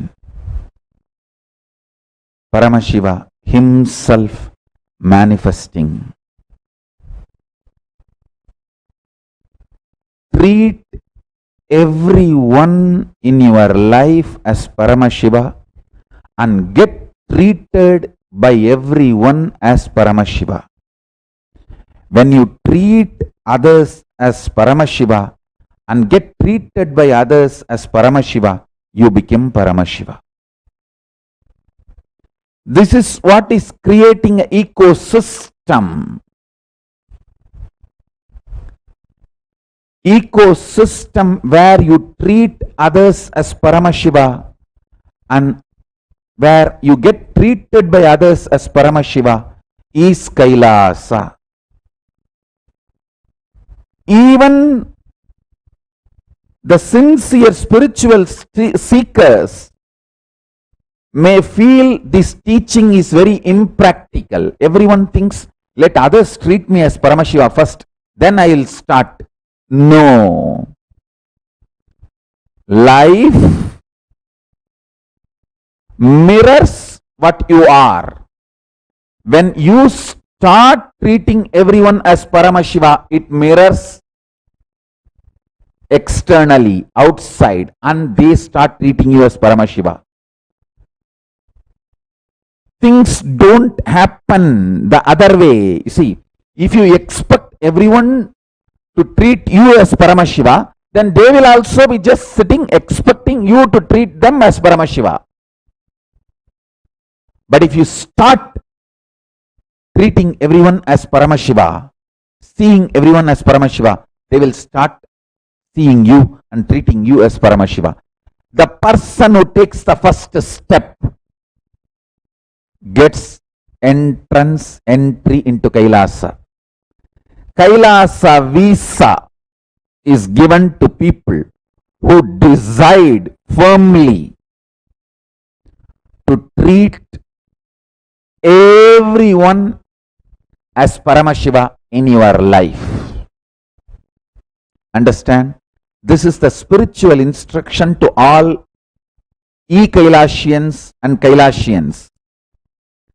But all the Kailasavasis who are inside our Adinams, for all of them, this is law.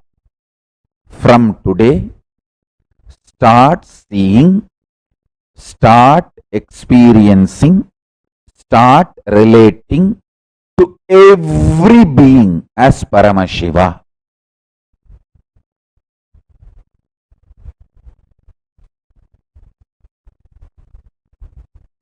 Not just having completion, not just having friendliness, extreme sincere devotion to every being.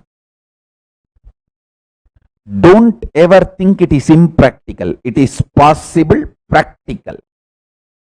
I will demonstrate this great truth is possible. And this ecosystem Kailasa, I am manifesting exactly for that purpose. Nobody in Kailasa is here to exploit you. Nobody has come to exploit others. Everyone has come to realize Paramashiva. I am talking to everyone who is inside the Adinams. Listen carefully. This is specifically for you. No one has come into the Adinams, our Kailasas, to exploit you, to mistreat you. All have come to realize Paramashiva. Decide, these people are the best people on the planet Earth on whom you can see Paramashiva and start manifesting Paramashiva. When you start seeing others as Paramashiva, you will be seen by others as Paramashiva. Listen carefully. When you start treating others as Paramashiva, others will treat you as Paramashiva. Life outside is mirror of your life inside. Inside, if you feel, let me see everyone as Paramashiva honestly, simply life will mirror that. Everyone outside will start treating you as Paramashiva honestly. Inside, if you feel, let others treat me as Paramashiva, then I will start. Then life also will show outside. Others will look at you and say, let you treat them as Paramashiva, then they will start treating you as Paramashiva. Understand. Take the oath honestly in front of Kala Bhairava. Mahakala Bhairava,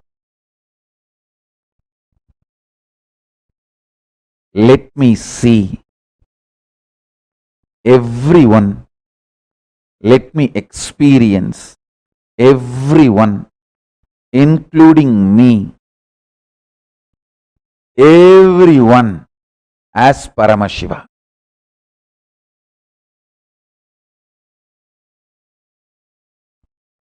Drop all the fears, all the suffering, all the pain, all the fears of unknown. If I start seeing everyone as Paramashiva, will somebody exploit me? Will I exploit somebody? Drop.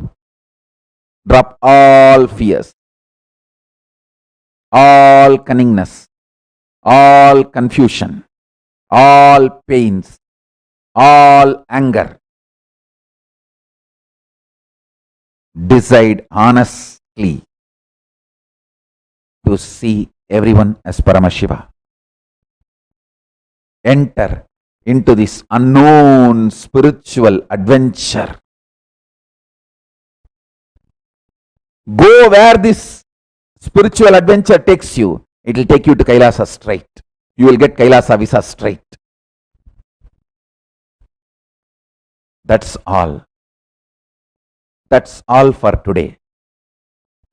I want all of you to do Vakyartha Sadas, Jivartha Sadas. Vakyartha Sadas means trying to internalize this truth. Jivartha Sadas means trying to apply, and when you apply all the plus, minus, right, whatever happens, discussing that and ironing them out.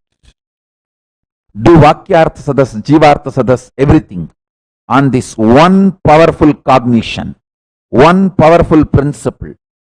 Take the oath in front of Kala Bhairava. Sincerely, let me see myself and everyone as Paramashiva. Let me live, manifest myself and everyone as Paramashiva.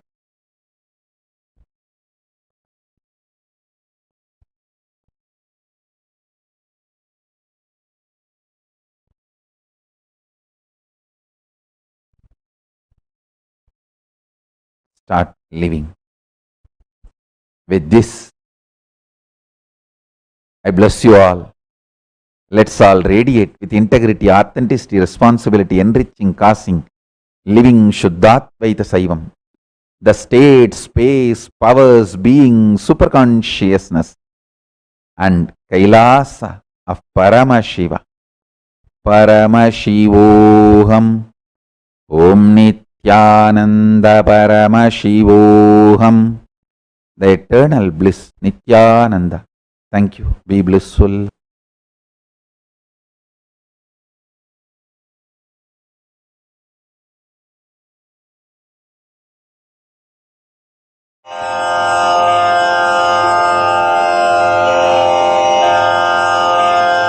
श्रीकैलासोन्नतद्वादशान्तश्यामलापीठारूढ श्रीमीनाक्षिसुन्दरेश्वरा भिन्नस्वरूप परशिवपुत्ररत्न Kumar गुरुमण्यतुल्यावतार श्रीपार्वतीस्तन्यपानलब्धदिव्यज्ञान विश्रुतसकलनिगमागमसारभूतद्राविडवेदप्रवक्त्रे श्रीमत्परमशिवकरुणासमधिगतमुक्तामयचतुरश्रयान् गीयमानछत्रचामर श्रीचिह्नकाहलादिसमस्तबिरदावल्यलङ्कृत ज्ञानविज्ञानचक्रवर्ती सर्वजनसङ्घसद्यो निर्वाणदीक्षाव्ययापवर्गवर्ष विश्राण Jimuta परमतकलभकेसरी शैवसिद्धान्तस्थापनाचार्य श्रीराजाधिराजपाण्ड्यमहाराजगुरु क्षपणशाक्यादिमहान्धकारनिवारणज्ञानभानु वीक्षणानर्हार्हध्वजोच्छेदनपूर्वक श्रीमद्वृषभध्वजस्थापक शैवसमयकर्त्रे सर्वज्ञपीठारूढ श्रीजगद्गुरु श्रीज्ञानसम्बन्धदेशिकस्वामि वागीशसुन्दरमाणिक्यवाचकस्वामिनाम् अवतारभूत श्रीज्ञानसम्बन्धस्वामि पुनरुद्धृत श्यामलापीठ सर्वज्ञपीठ त्रिनवत्युत्तरद्विशततम गुरुमहासन्निधान अरुणगिरियोगीश्वर परम्परागत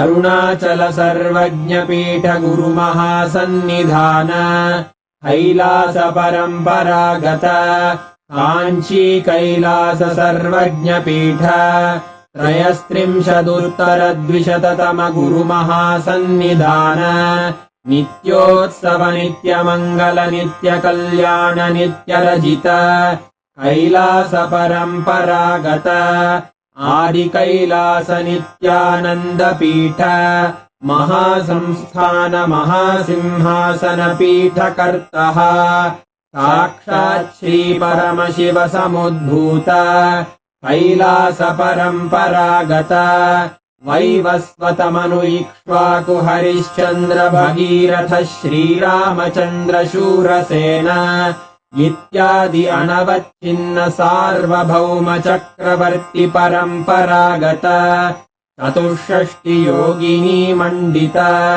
चतुष्षष्टि सम्प्रदाय प्रवर्तक मनुधर्मशासन सूर्यवंश प्राप्त सर्वज्ञपीठ सुराङ्गी साम्राज्य मूर्धाभिषिक्त चूडामणे साक्षात् श्री परमशिव समुद्भूत कपिल महागुरु पुनरुद्धृत महानिर्वाणिपीठ अष्टोत्तरसहस्र श्री महामण्डलेश्वर साक्षात् श्री परमशिव सिंहासनाभिषिक्त समस्त गणनायक श्री महागणपति समारंभ अनवच्छिन्न पीठाधीश्वर गुरु परंपरा प्राप्त अटल पीठ अष्टोत्तर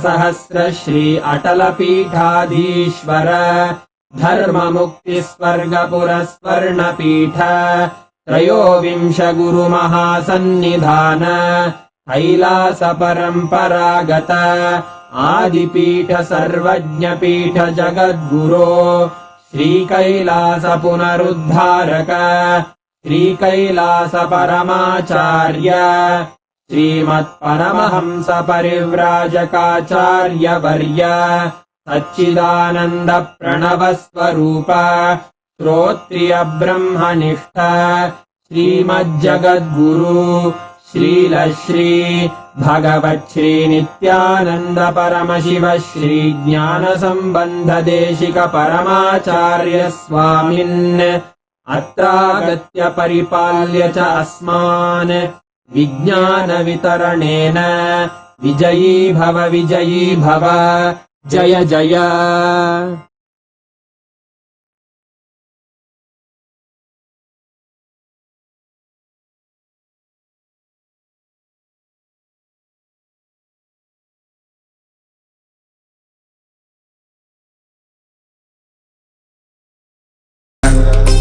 Paramashivoham. Om Nithyananda Paramashivoham.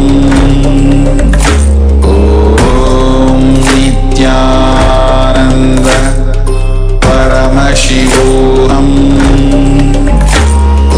Om Nithyananda.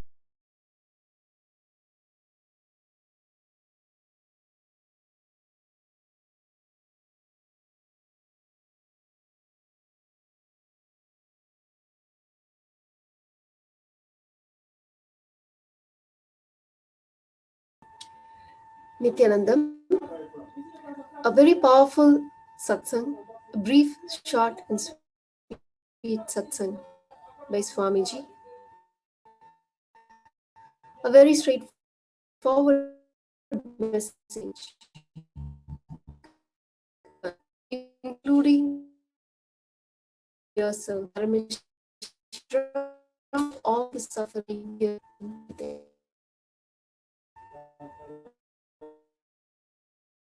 We have every single one of changing not only our future, but the future of the world.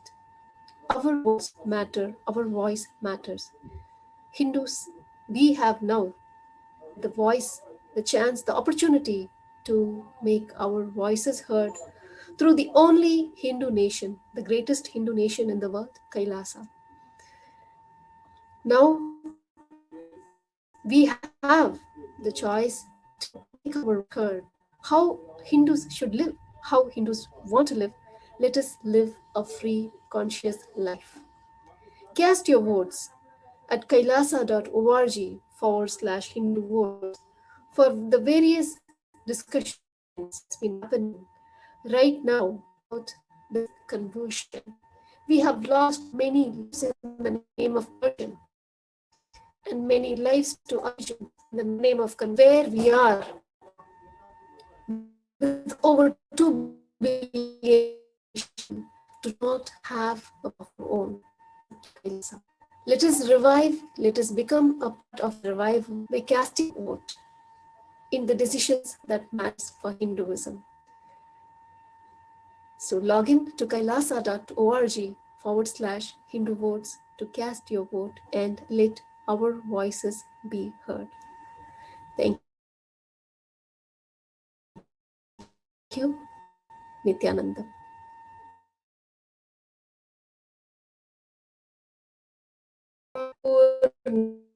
Purnamidam Purnavashishyate.